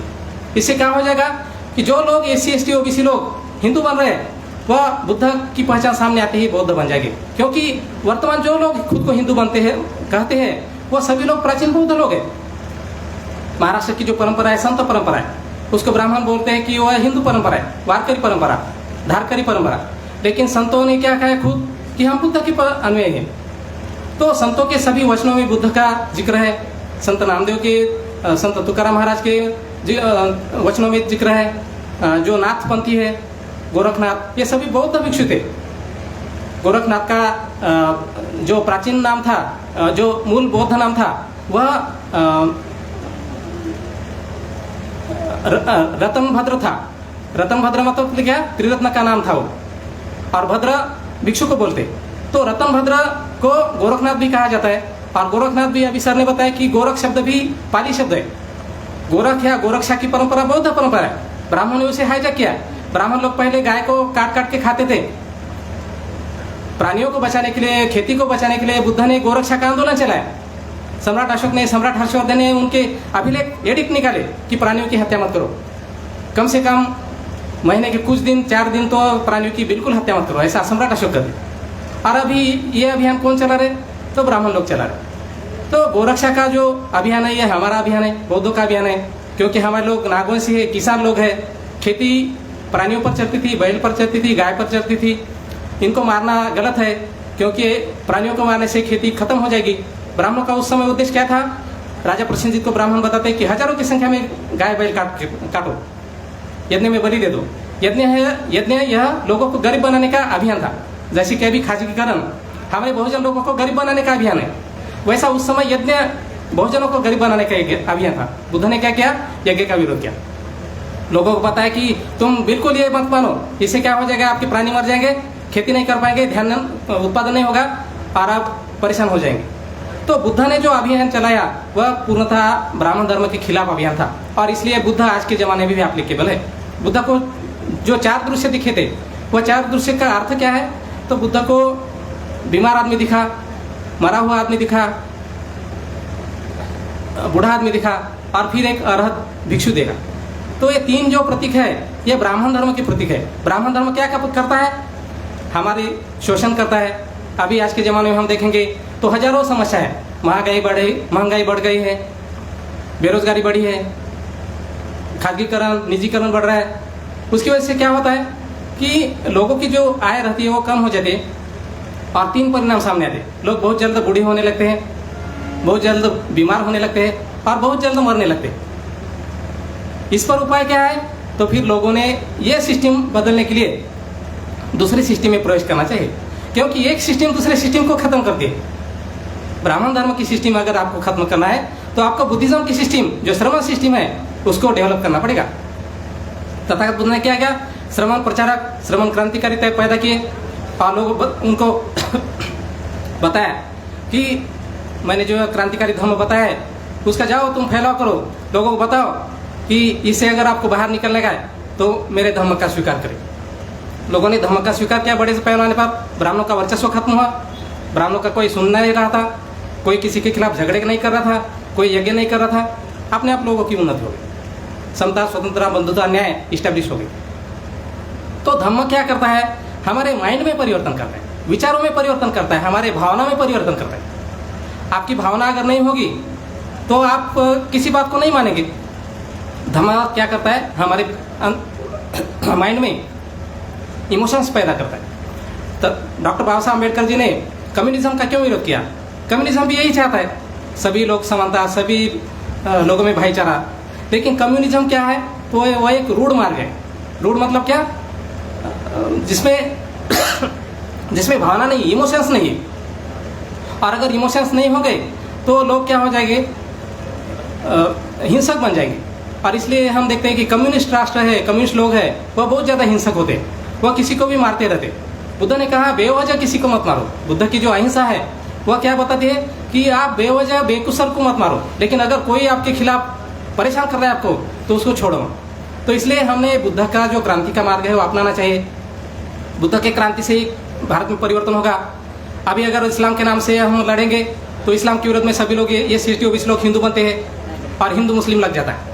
ब्राह्मणों का पॉलिसी यही है आज के वर्तमान में कि दिन रात मीडिया पर हिंदू मुस्लिम का प्रचार करो, हिंदू मुस्लिम झगड़े लगाओ और अपना जो बेनिफिट है वो हासिल करो। तो हिंदू मुस्लिम, हिंदू क्रिश्चियन, ये अगर लड़ाई हमें बंद करनी है तो हमें बुद्धिज्म को फ्रंट पर लाना पड़ेगा। जब बुद्धिज्म बना ब्राह्मणिज्म संघर्ष शुरू हो जाएगा तो क्या हो जाएगा? ब्राह्मणों के साथ हिंदू के नाम पर कोई नहीं आएगा। आज जो SC ST OBC को हिंदू बनाकर ब्राह्मण 3% से 97% बन रहे, वह बौद्ध धर्म सामने आने के बाद क्या हो जाएगा कि सारे 97% लोग हमारे साथ जुड़ जाएंगे और बहुजन शक्तिशाली बनेंगे, बहुजनों का राज आएगा। और इसलिए जो अल्पसंख्यक धर्म है, जैसे कि क्रिश्चियन धर्म है, इस्लाम धर्म है, सिख धर्म है, जैन है, इन्होंने बुद्धिस्ट इंटरनेशनल नेटवर्क के साथ जुड़ना चाहिए। बहुत सारे लोगों की गलतफहमी है कि बुद्धिस्ट इंटरनेशनल नेटवर्क के लोग केवल धर्म का प्रचार कर रहे हैं, उनको संपूर्ण भारत बौद्धमय बनाने का है, वो बुद्ध का काम कर रहे हैं, वो धर्म का काम कर रहे हैं। हमारा उद्देश्य किसी को बेवजह बौद्ध बनाना नहीं है। तो एक उद्देश्य के साथ हमें बुद्धिस्ट विचारधारा अपनाने के लिए उनको कहना है। आप किसी भी धर्म के रहो, आप इस्लाम रहो, फिर भी आप बुद्ध की विचारधारा को स्वीकार सकते हैं। बुद्ध की विचारधारा क्या है? बुद्ध कहते हैं कि मेरी पूजा मत करो, आप किसको अल्लाह की पूजा करने की, देव की करने की, ईश्वर की करो, लेकिन आपके जीवन में नैतिकता का पालन करो। बुद्ध में ईश्वर क्या है? तो जो नैतिकता है, मॉरलिटी है, इसको ही बाबा साहब अम्बेडकर बोलते हैं कि बुद्ध बौद्ध धर्म में मॉरलिटी ही गॉड है। अगर काया वाचा मन आपका शुद्ध रहेगा तो आपकी उन्नति होगी, और अच्छे विचार से आप आगे बढ़ेंगे तो आपको बीमारी नहीं होगी, आपकी अधोगति नहीं होगी। आप अगर अन्य लोगों के साथ मैत्रीपूर्ण भाव रखेंगे तो आपको सभी तरफ मदद हो जाएगी और आपका कल्याण होगा। लेकिन अगर दुष्ट विचार दिमाग में रखोगे, दुष्टता से व्यवहार करोगे, किसी को बेवजह परेशान करते रहोगे, तो फिर आपके दुश्मन बढ़ते जाएंगे और आपका पतन हो जाएगा। और इसलिए तथागत बुद्ध का जो मार्ग है वह एकदम साइंटिफिक और आगे ले जाने वाला मार्ग है और सभी लोगों के लिए कल्याणकारी मार्ग है। तो महाराष्ट्र का जो इतिहास है वह पूर्णतः बौद्ध इतिहास है। जो चालुक्य है, जिन्होंने बाद में आधुनिक महाराष्ट्र की रचना की है, तो चालुक्य भी शैलक पंथ के थे, पूर्व शैल और अपल शैल। पूर्व शैल जो है तो पूर्व चालुक्य बने, बादामी उनकी राजधानी थी। पश्चिम शैलक जो है तो पश्चिम चालुक्य बने। तो इस तरह महाराष्ट्र का प्राचीन इतिहास, मध्ययुगीन इतिहास और अभी का इतिहास पूर्णतः बौद्ध इतिहास है। ये इतिहास हमें बताना पड़ेगा, तो इससे हमारा जो विरासत है वह बचेगी। कार्ला जैसी जो प्राचीन धरोहर है उसको नुकसान नहीं पहुंचेगा। तो इसलिए हमारे लोगों ने ज़्यादा से ज़्यादा हमारे इतिहास संशोधन को, हमारे बुक्स को पढ़ना चाहिए, कार्यक्रमों का आयोजन करना चाहिए। तथा डॉक्टर बाबा साहब अम्बेडकर ने 10 सूत्री प्रोग्राम हमें दिया था। 10 सूत्री प्रोग्राम क्या है कि आप बड़े बड़े धम्म मेले, वैचारिक धम्म मेले लगाओ, धर्म परिवर्तन के, संशोधक पैदा करो, यूनिवर्सिटी पैदा निर्माण करो, बुद्ध विहार को क्रांति के केंद्र बनाओ। अभी बुद्ध विहार क्या बन गए? सिर्फ डेड बॉडीज बन गए। अगर वहाँ पर काम नहीं होगा तो डेड स्थान हो जाएगा। तो हमारे लोगों ने बुद्ध विहार में जाना चाहिए हर रविवार के दिन। हमारी जो प्राचीन धरोहर है उसके पास जाना चाहिए। अगर आप प्राचीन धरोहर के पास जाते नहीं, हर पूर्णिमा के दिन प्राचीन धरोहर पर जाना चाहिए, वहाँ पर रख रखाव करना चाहिए, साफ सफाई करना चाहिए। इससे क्या हो जाएगा? एक तो आपकी जो टूर हो जाएगा, टूर भी हो जाएगा, वहाँ पे साफ सुथरा हो जाएगा सब कुछ परिसर, और आपके बच्चों को भी लगेगा कि हमारे कुछ तो विरासत है। तो हमारे लोगों ने अपने जीवन में प्रैक्टिकल लाइफ में धर्म को अप्लाई करना चाहिए। केवल बातें करने से नहीं होगा। तो आपको ऐसे बड़े बड़े प्रोग्राम जो है उस प्रोग्राम में शामिल होना चाहिए। इस प्रोग्राम में जो जानकारी मिलती है उसका समाज में जाकर प्रचार प्रसार करना चाहिए। हर एक घर से एक धर्म प्रचार बनना चाहिए। तथागत बुद्ध से प्रेरित होकर हर व्यक्ति अपने बड़े बच्चा, लड़का है या लड़की को दान करते थे धर्म को। उनसे प्रेरित होकर सम्राट अशोक ने अपने बड़े पुत्र और बड़ी पुत्री को धर्म को दान किया और उसकी वजह से संपूर्ण विश्व धर्ममय बन गया। तो हमें भी धर्म प्रचारक बनना चाहिए, धर्म प्रचारक बढ़ाने चाहिए और धर्म का वास्तविक इतिहास, विरासत और सभी जानकारी लोगों को बतानी चाहिए। तभी बड़े पैमाने पर समाज में परिवर्तन होगा। और जो हम अपने देश में परिवर्तन करना चाहते हैं, ब्राह्मणवाद को खत्म करना चाहते हैं, ब्राह्मण का वर्चस्व खत्म करना चाहते हैं, वह सभी सफल हो जाएगा। तो ये आप सब करेंगे ऐसी अपेक्षा रखता हूँ और मैं मेरी बात को विराम देता हूँ। धन्यवाद। जय मुलसी, नमो बुद्धाय। धन्यवाद सर. खूप अभ्यासपूर्ण असं आपण या विषयासंदर्भामध्ये आपण माहिती दिलीत. खरं तर डॉक्टर प्रताप चाटसे सर यांचे पुस्तकं आपल्या स्टॉलवर उपलब्ध आहेत. आपण ती खरेदी करावी. अत्यंत अभ्यासपूर्ण त्याच्यामध्ये विवेचन आहे. त्याचबरोबर एक विनंती आहे, RMBKच्या 16 ऑगस्टच्या आंदोलनाचे पत्रक रजिस्टर काउंटरवरून जिल्हानिहाय घेऊन जावे असे महाराष्ट्र राज्याच्या अध्यक्षांची विनंती आहे. त्यानंतर राष्ट्रव्यापी जन आंदोलनाच्या निधीची घोषणा करण्यासाठी मी विनंती करतो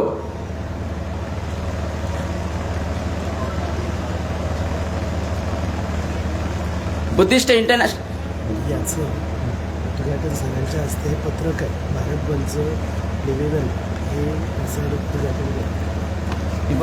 तुम्ही करा. तत्पूर्वी बुद्धिस्ट इंटरनॅशनल नेटवर्क आणि राष्ट्रीय पिछड़ा वर्ग मोर्चा यांच्या माध्यमातून 7 चरणामध्ये आपण आंदोलन जाहीर करत आहोत. ते चरणबद्ध आंदोलन असं आहे प्रथम चरण 7 अगस्त 2023 जिला अधिकारी कार्यालय पर भारत के सभी जिलों में ज्ञापन आंदोलन। दूसरा चरण 15 अगस्त 2023 को सभी जिलों में धरना प्रदर्शन आंदोलन। तीसरा चरण 22 अगस्त 2023 को सभी जिला मुख्यालय पर रैली प्रदर्शन। चौथा चरण 9 सितंबर 2023 को भारत बंद किया जाएगा। पांचवा चरण 24 सितंबर 2023 को बनारस के जिला अधिकारी कार्यालय पर 1 लाख लोगों का मोर्चा। छठा आंदोलन है 27 सितंबर 2023 को मथुरा के जिला अधिकारी कार्यालय पर 1 लाख लोगों का मोर्चा। और सातवां चरण है 26 जनवरी 2023 को बोध गया में राष्ट्रीय स्तर का विशाल महारैली। ये सभी मुद्दों पर जो आंदोलन होने जा रहा है, इस आंदोलन का जो पत्रक है इसका विमोचन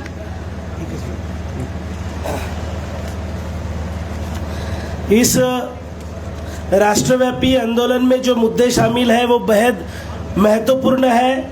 जिस मुद्दों के आधार पर ये बृहद ऐसा आंदोलन हम बोध गया में इसका समारोह विशाल महारैली में परिवर्तन करने वाले हैं, वो जो बौद्ध विरासत है, साकेत बौद्ध स्थल होने के बावजूद भी ब्राह्मणों के हाथ में है। महाबोधि महाविहार जो बौद्धों का प्रेरणा स्रोत है, वो महाबोधि बौद्ध विहार में भी ब्राह्मणों का ही वर्चस्व है। सोमनाथ मंदिर जो मूलतः बौद्ध विहार है, वो सोमनाथ मंदिर पर जो अभी मंदिर प्रस्थापित है वह ब्राह्मणों ने हेतु पुरस्कार बौद्ध इतिहास को खत्म करने के लिए किया हुआ है। दिल्ली के पुराने किले में भी बौद्ध अवशेष है, वो भी सारा इलाका ब्राह्मणों के कब्जे में है। और काशी मथुरा ये दोनों केंद्र जो है ये बौद्ध केंद्र है, और ये बौद्ध केंद्र आज ब्राह्मणों के कब्जे में है। इसके विरोध में ये जो बृहद ऐसा भारत बंद 9 सितंबर को होने जा रहा है, उसका कलर जो पत्रक है उसका विमोचन यहाँ पे होने जा रहा है। इस भारत बंद की आप जोर शोर से समाज में प्रसार और प्रचार करना चाहिए। इस उद्देश्य से ये पत्रक का विमोचन मान्यवर वामन मेश्राम साहब इनके हस्ते होने जा रहा है। आप सभी लोग इसको साथ सहयोग करोगे ऐसी अपेक्षा करते हैं। डॉक्टर जीवक घाडगे यांना विनंती आहे की त्यांनी मंचावर यावं। सर वो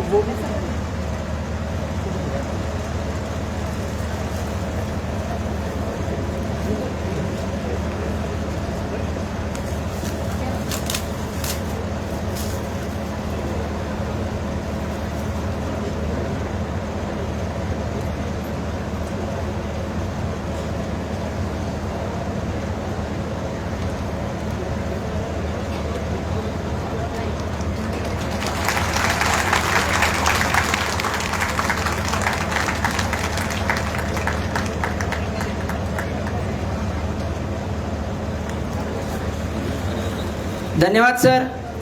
यानंतर राष्ट्रव्यापी जन आंदोलन निधीची घोषणा करण्यासाठी मी माननीय Balasaheb Dhaware sir, Buddhist international network Maharashtra राज्य उपाध्यक्षांना विनंती करतो की आपण राष्ट्रव्यापी जन आंदोलन निधीची घोषणा करावी।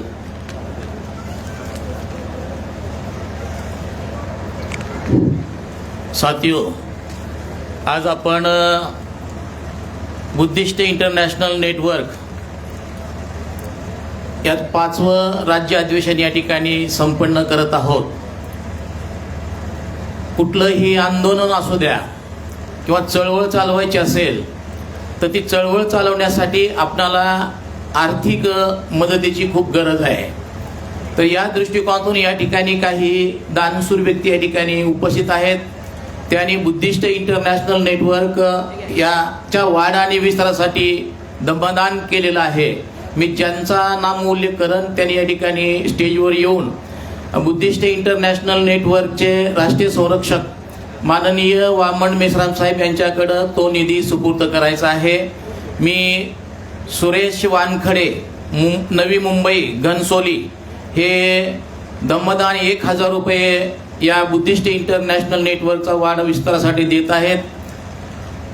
तसेच केशव कांबळे ठाणे कल्याण हे सुद्धा 1000 रुपये या ठिकाणी वाढ विस्तारासाठी या ठिकाणी देत आहेत। माननीय गोविंद हेरोडे पुणे पिंपरी हे सुद्धा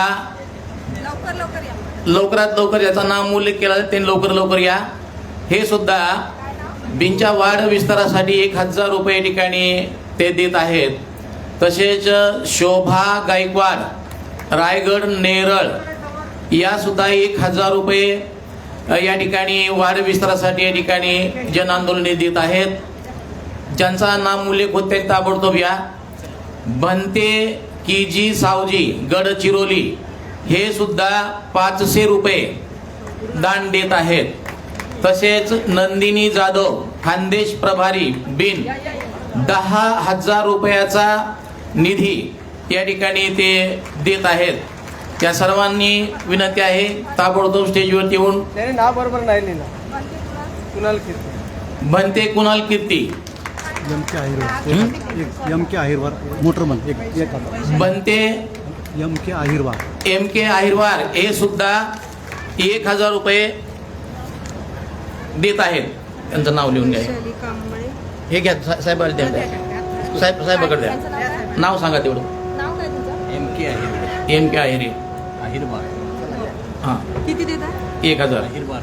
वैशाली कांबळे 1,000 रुपये धमदान देत आहेत. त्यांनी या ठिकाणी साहेबाकडे सुपूर्द करायचं आहे. रमेश गव्हाणे रमेश गव्हाणे हे सुद्धा साहेबांना 1,000 रुपये धमदान देत आहेत. नाव द्या इकडे सांगा, मला सांगा. नाव सांगा. फुलाताई जाधव या सुद्धा साहेबांना 1,000 रुपये धमदान देत आहेत. समीर कसबे समीर कसबे 1,000 रुपये द्या साहेबाकडे धमदान देत आहेत. साहेबाकडे हा शेल द्या.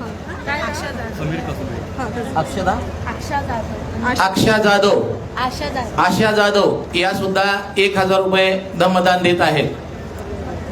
नाव लिहून घ्या मॅडम. 500 रुपये. हं? 500. नाव सांगा. नाव सांगा सर. अभय प्रसाद. अभय प्रसाद 500 रुपये या ठिकाणी धमदान देत आहेत. मॅडम मी नाव लिहून देतो. बोला. विजयकुमार बनसोडे मॅडम मॅडम विजयकुमार बनसोडे 2,000 रुपये धमदान देत आहेत. विजय काय बनसोडे किती दिले? 2,000 रुपये. संगीता मोहोळ 4,000 रुपये धमदान देत आहेत.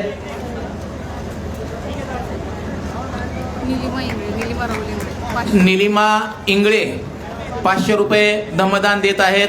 तिचा सप्टेंबरमध्ये बर्थडे ते देतात ते 5,000 रुपये. नाव काय? मायरा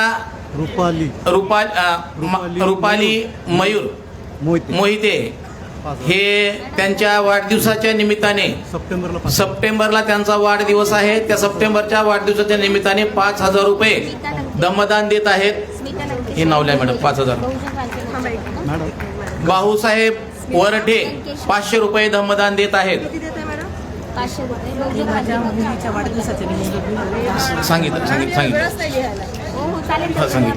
1,000 ना सर. हा 1,000. हे पण राजाभाऊ वरडे मिस्टर अँड मिसेस व्ही.टी. गजबे साहेब. मिसेस आणि मिस्टर व्ही.टी. गजबे साहेब. गजबे साहेब व्ही.टी. गजबे साहेब हां 1,000 रुपये धमदान देत आहेत. प्रवीण ससाने आणि प्रेमदास प्रवीण ससाणे आणि प्रेमदास तायडे 5,000 रुपये धमदान देत आहेत. हं?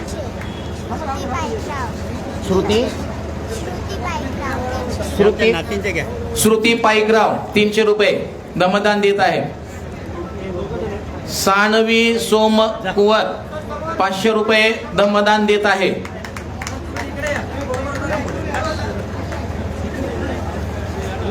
स्मृती पायकरावची किती? स्मृती पायकरावची किती? 300 रुपये दिले. आपलं नाव सांगा मॅडम. सुनैना हंडोरे 1,000 रुपये धमदान देत आहेत. साहेबाकडे द्या. सानवी सोमकुवर धर्मराज गजबी साहेबाकडे द्या. 1,000 रुपये धमदान देत आहेत. सानवी सोमकुवर 500 रुपये तिच्या वाढदिवसाच्या निमित्तानं ते देत आहेत. प्रदीप कांबळे पुसद 500 रुपये मॅडम नाव लिहा. प्रदीप असित संतोष नरवडे यांचा IIT प्रदीप अस्मिता संतोष नरवडे यांचा आशित आहे का? हा? द्या ना पट्टी सर. हा? सत्यजित गोवंदे 1000 रुपये दमदान देत आहेत साहेबांकडे. सत्यजित गोवंदे. हा, तुम्ही तिकडे जा. प्रकाश कांबळे आई ऍडव्होकेट सुनील गायकवाड ठाणे 500 रुपये दमदान देत आहेत. एक हे कुठे गेलेत? प्रकाश कांबळे 500 रुपये. हा. अजून संभाजी जनार्दन बनसोडे संभाजी जनार्दन बनसोडे 1000 रुपये दमदान देत आहेत. सर स्मिता लंकेश्वर हो का? हे प्रकाश कांबळे आणि सुनील गायकवाड स्टेजवरून साहेबाकडे दमदान द्यायचं आहे. त्या साहेबाकडे उका खोबराकडे अडम. उका खोबराकडे अडम. उका खोबरागडे ॲडम हे 500 रुपये दमदान देत आहेत. उका खोबरागडे. अडम. पीडी राऊत उल्हासनगर पीडी राऊत उल्हासनगर उल्हासनगर 500 रुपये ठिकाणी दमदान देत आहेत. काय नाव आहे नाव सांगा तुमचं. तुमचं नाव? पीडी राऊत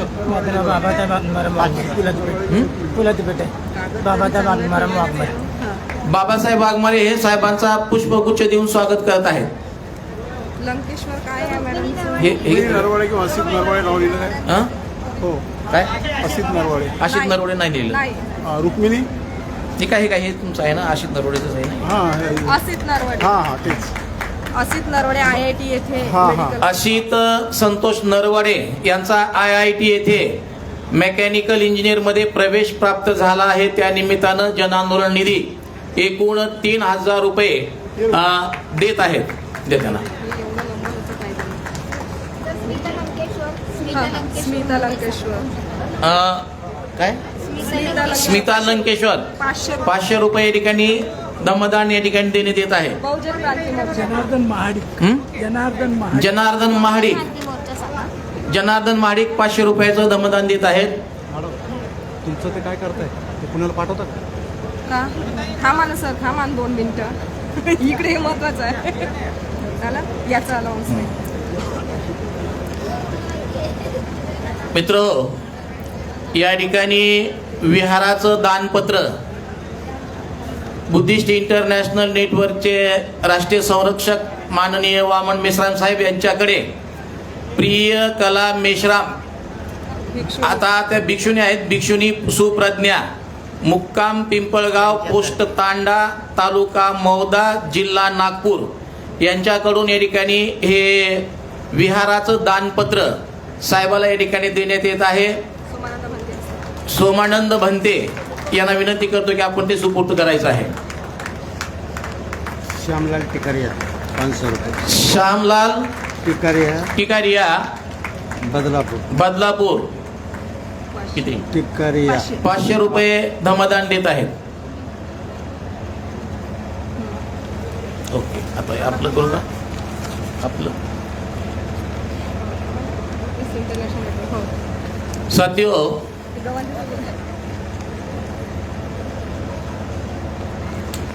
माननीय मोहन सावंत 1000 रुपये धमदान साहेबांना या ठिकाणी देत आहेत.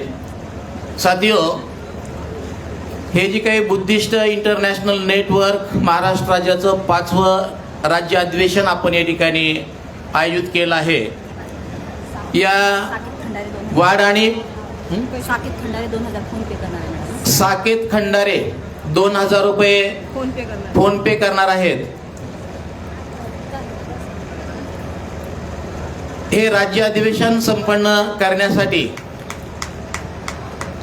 सर्व महाराष्ट्राच्या कार्यनिष्पादन समिती बुद्धिस्ट इंटरनॅशनल नेटवर्कच्या माध्यमातून या ठिकाणी जन आंदोलन निधी म्हणून बुद्धिस्ट इंटरनॅशनल नेटवर्कच्या वाढ आणि विस्तारासाठी रुपये 11,000 रुपये 11 लाख. सॉरी रुपये 11 लाख रुपये या ठिकाणी जन आंदोलन निधी या ठिकाणी देण्यात येत आहे. हा जन आंदोलन निधी देण्यासाठी मी पाचारण करतो मधुकर गवांदे, सुषमा राजदीप, संदीप रोडगे, नंदिनी जाधव, डॉक्टर पंचशिला मोहोड, उषा अंगरत, भीमराव बोराडे, सूर्यकांत कासे, बंते सोमानंद, भीषण रंगारी, रायबान दहाड, अमित नरवडे, दुर्गेश गायकवाड, दीनबंधू मेश्राम आणि ठाणे जिल्ह्यातील बामसेप तथा सर्व आपसुक रितेश देशमुख. रितेश देशमुख आणि देशमुख गणेश देशमुख, आरती पंडागळे यांच्याकडनं ही बुद्धिस्ट इंटरनॅशनल नेटवर्कला 500 रुपये या ठिकाणी दमदान देण्यात येत आहे. एक मिनिट थांबा. राजदीप मॅडम 2 मिनिट थांबा, जरा नाव लिहून घ्यावं लागेल. 10 रुपये में आज़ादी 3936. शेवटले घेऊ. नाव द्यावं लागेल. नाव द्या तुमच्या पद्धतीच्यावरती. नाव टाका. या ठिकाणी आरती पंडागळे 500 रुपये जन आंदोलन निधी या ठिकाणी देत आहेत. तसेच जिजा ताई पवार या सुद्धा 1000 रुपये जन आंदोलन देत आहेत. विशाखा थोरात, मीराताई हे ते नाव लिहा. मीराताई सुरदास 500 रुपये. आणि आपलं त्यांचं एक नाव राहिले बघा मॅडम. दिलीप शंकर सरवदे, मीरा रोड, हे सुद्धा 5000 रुपयाचा धनादेश बुद्धिस्ट इंटरनॅशनल नेटवर्कला वाढ आणि विस्तारासाठी देत आहेत.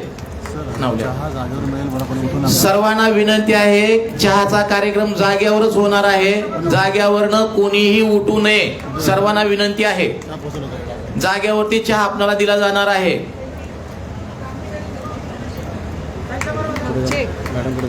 नाही साहेबाकडे 10 रुपया में आझादी. एक मिनिट पहिले हे नाव सांग. या ठिकाणी दिलीप सरवदे, मीरा रोड, यांच्याकडनं 5000 रुपयाचा धनादेश बुद्धिस्ट इंटरनॅशनल नेटवर्कच्या वाढ विस्तारासाठी या ठिकाणी देण्यात येत आहे.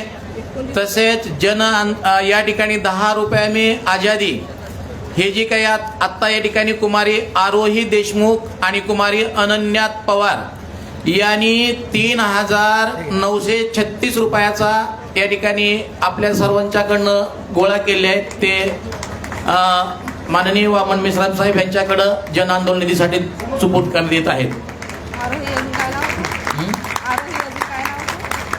त्यांच्याकडून घ्या परत आणखी.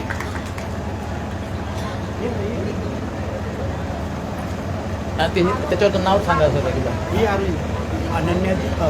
अनन्या पवार आणि अनन्या आरोही देशमुख. झालं ना. झालं सर. यानंतर पुढील कार्यक्रमाची रूपरेषा आदरणीय काशे सर या ठिकाणी पार पाडतील अशी मी त्यांना विनंती करतो.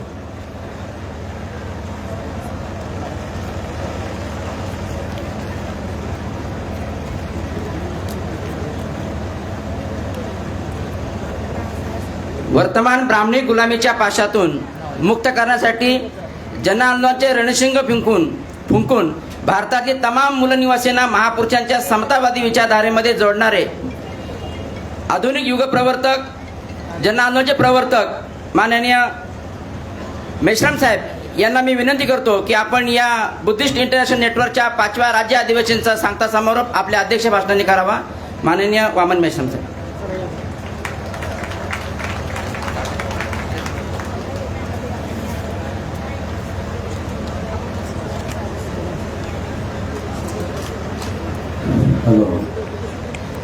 हेलो साथियों,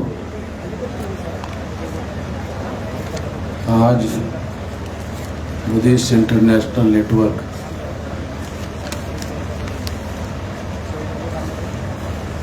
इस संगठन का 5वां महाराष्ट्र राज्य अधिवेशन है और इस अधिवेशन का कंक्लूडिंग भाषण करने के लिए मैं आप लोगों के सामने उपस्थित हूँ. साथियों,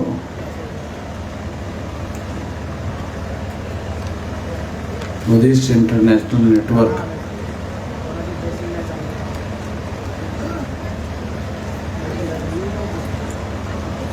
ये जो संगठन है, संगठन के बारे में ठीक से हम लोगों को समझने की जरूरत है। बुद्धिस्ट इंटरनेशनल नेटवर्क बुद्धिस्ट लोगों का एक सामाजिक संगठन है। तो बुद्धिस्ट लोगों का सोशल नेटवर्किंग के अंतर्गत जो सामाजिक संगठन है, उस संगठन को उस दृष्टि से हम लोगों को समझने की जरूरत है।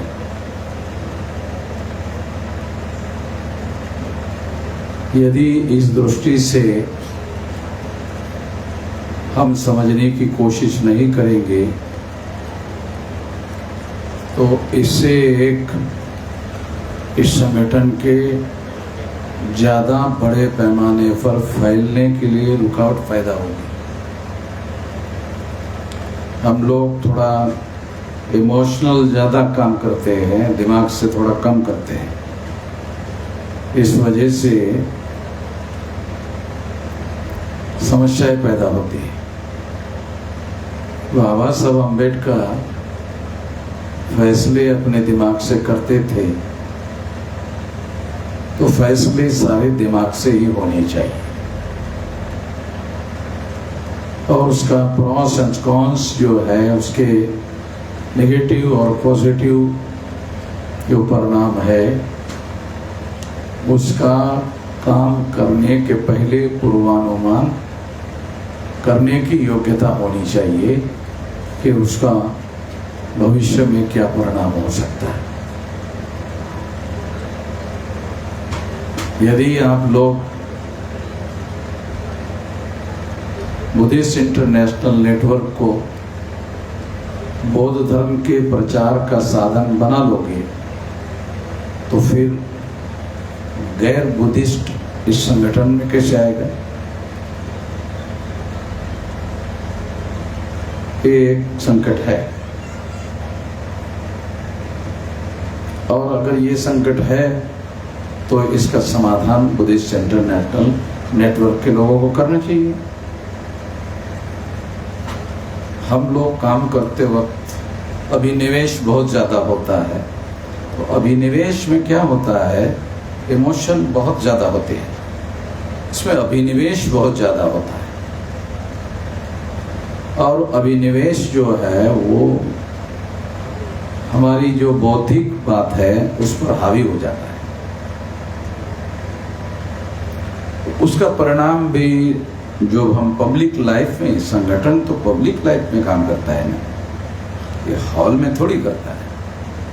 वो अंतिमतः हम जहाँ बौद्धिक कार्य करते हैं अधिवेशन के माध्यम से, तो अंतिमतः तो समाज में जाता है। वो समाज में जाना है ना, यहाँ से समाज में हम लोग वही लेकर जा सकते हैं जो यहाँ हम लोग समझेंगे। जो दूसरे लोग करते हैं उस तरह से काम करने से अगर काम करोगे तो फिर तो ये भी उन्हीं लोगों की तरह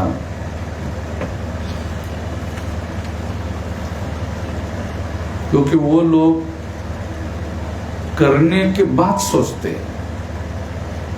जब सब कुछ हुड़गोबर हो जाता है इसके बाद सोचना शुरू कर, ऐसा नहीं करना चाहिए था। तो मैं आपको पहले बता रहा हूं।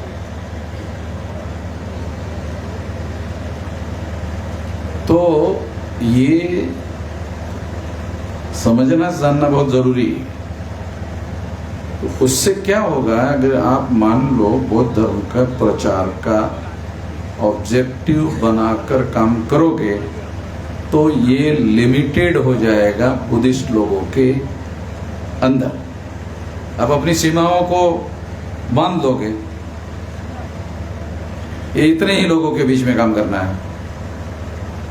तो हमें ये समझ में नहीं आता। मान लो आप ऐसा कहते हो कि बाबा साहब अम्बेडकर का लक्ष्य जो है ये भारत बौद्धमय करना है, तो कभी आप लोगों ने ऐसा सवाल अपने सामने उठाया? कैसे होगा? ऐसा माइक में बोलने से हो जाएगा?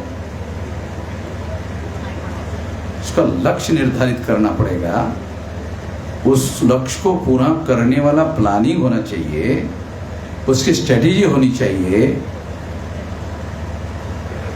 और स्ट्रेटेजी बनाते वक्त ध्यान रखना चाहिए कि इसमें किस प्रकार का अवरोध आ सकता है, उस अवरोध को दूर करने के लिए हमारे प्लानिंग में क्या व्यवस्था है, वो सारी चीजें नहीं की जाती। उस वजह से होता क्या है, हम उतने ही लोगों के बीच में चर्चा करते रहते हैं, और ये चर्चा करते वक्त हमें अभिनिवेश बहुत ज्यादा होता है, और बहुत अभिनिवेश होता है। उस अभिनिवेश से बहुत भारी नुकसान हो जाता है।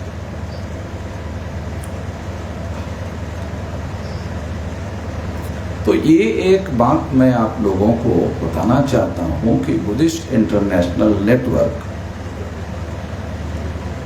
ये बुद्धिस्ट लोगों का जो सोशल नेटवर्किंग का कार्यक्रम है, उसके अंतर्गत बनाया ना हम लोगों ने। मैंने तो कोई आप लोगों से छुपा के नहीं रखा, मैं तो घोषित करके कहा कि ये बुद्धिस्ट इंटरनेशनल नेटवर्क, ये जो सोशल नेटवर्किंग का, भौगोलिक नेटवर्किंग के बाद सोशल नेटवर्किंग का कार्यक्रम है, उस सोशल नेटवर्किंग को पूरा करने के लिए न बनाया गया है।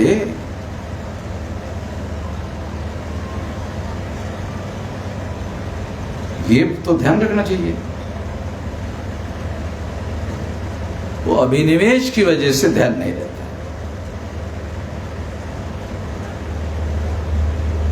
अभिनिवेश का मतलब है अति उत्साह,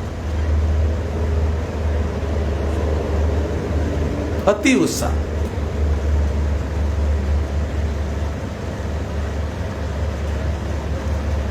तो बुद्धिस्ट इंटरनेशनल नेटवर्क को सामाजिक नेटवर्किंग का, सोशल नेटवर्किंग का, बुद्धिस्ट लोगों के सोशल नेटवर्किंग का संगठन माना। ये इससे क्या होगा? इससे क्या होगा? जो तुम चाहते हो उससे ज्यादा होगा, मगर जो तुम तरीका अपनाते हो उससे यही ठप हो जाएगा। ना समझी की वजह से ऐसा होता है। तो बुद्धिस्ट इंटरनेशनल नेटवर्क को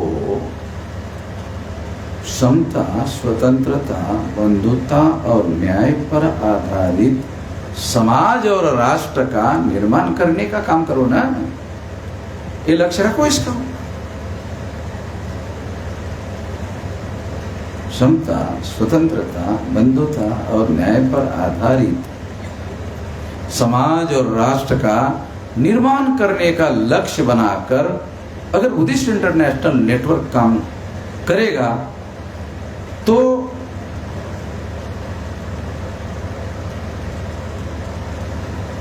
तो इस देश में शेड्यूल कास्ट के लोगों को, शेड्यूल ट्राइब के लोगों को, एमबीसी के लोगों को, ओबीसी के लोगों को समता नहीं चाहिए? चाहिए। स्वतंत्रता नहीं चाहिए? चाहिए। बंधुता नहीं चाहिए? चाहिए। न्याय नहीं चाहिए? चाहिए।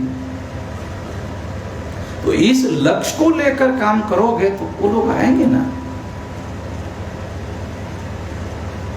और आपका पर्सपेक्टिव जो है, काम करने का जो क्षेत्र है, व्यापक हो जाएगा। बौद्ध धर्म का प्रचार करने का लक्ष्य रखा आपने, जो लोग गलती से गलत बात मान रहे हैं तुम्हारी क्यों सुनेंगे?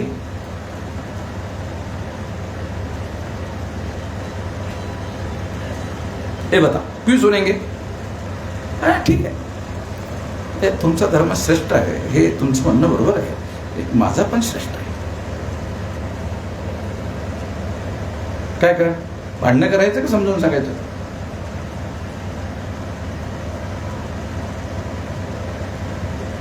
अभिनिवेश जो है वो हम लोग बगैर सोचे समझे अभिनिवेश बहुत ज्यादा करते रहते हैं. हम सोचते नहीं है इसका परिणाम क्या होगा.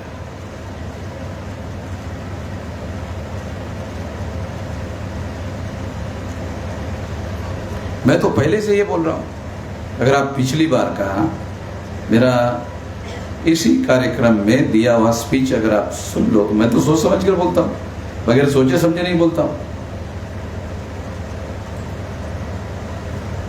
तो वो तमाम लोग अगर बुद्धिज्म का लक्ष्य समता, स्वतंत्रता, बंधुता और न्याय पर आधारित समाज निर्माण करना है, यही ना है, यही है ना, इसके लिए करो ना काम, इसके लिए करो. और यदि आप इसके लिए करोगे तो कोई आपको गलत कर रहे हो या किसी पूर्वाग्रह के अधीन कर रहे हो, कोई आप पर आरोप नहीं लगाएगा, आपके साथ आएगा, है ना, ये ठीक है. देश में समता प्रस्तावित करने की जरूरत है, स्वतंत्रता प्रस्तावित करने की जरूरत है, न्याय प्रस्तावित करने की जरूरत है, बंधुता प्रस्तावित करने की जरूरत है, और इसके लिए संगठित रूप से काम करने की जरूरत है. अगर लोग किसी धर्म विशेष का नाम लिए बगैर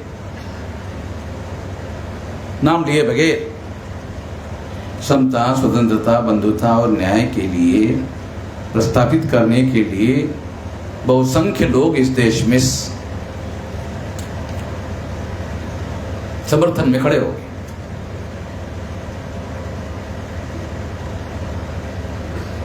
आपको क्या दिक्कत है?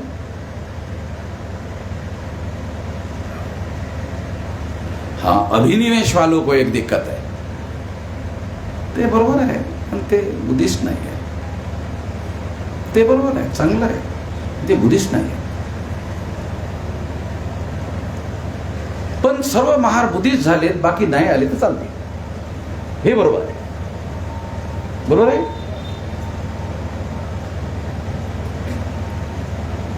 नाही, काही राहिलेले आहेत, महार राहिलेले आहेत, ते पण झाले तर आपलं उद्दिष्ट भारत बौद्धमय होऊन जाते.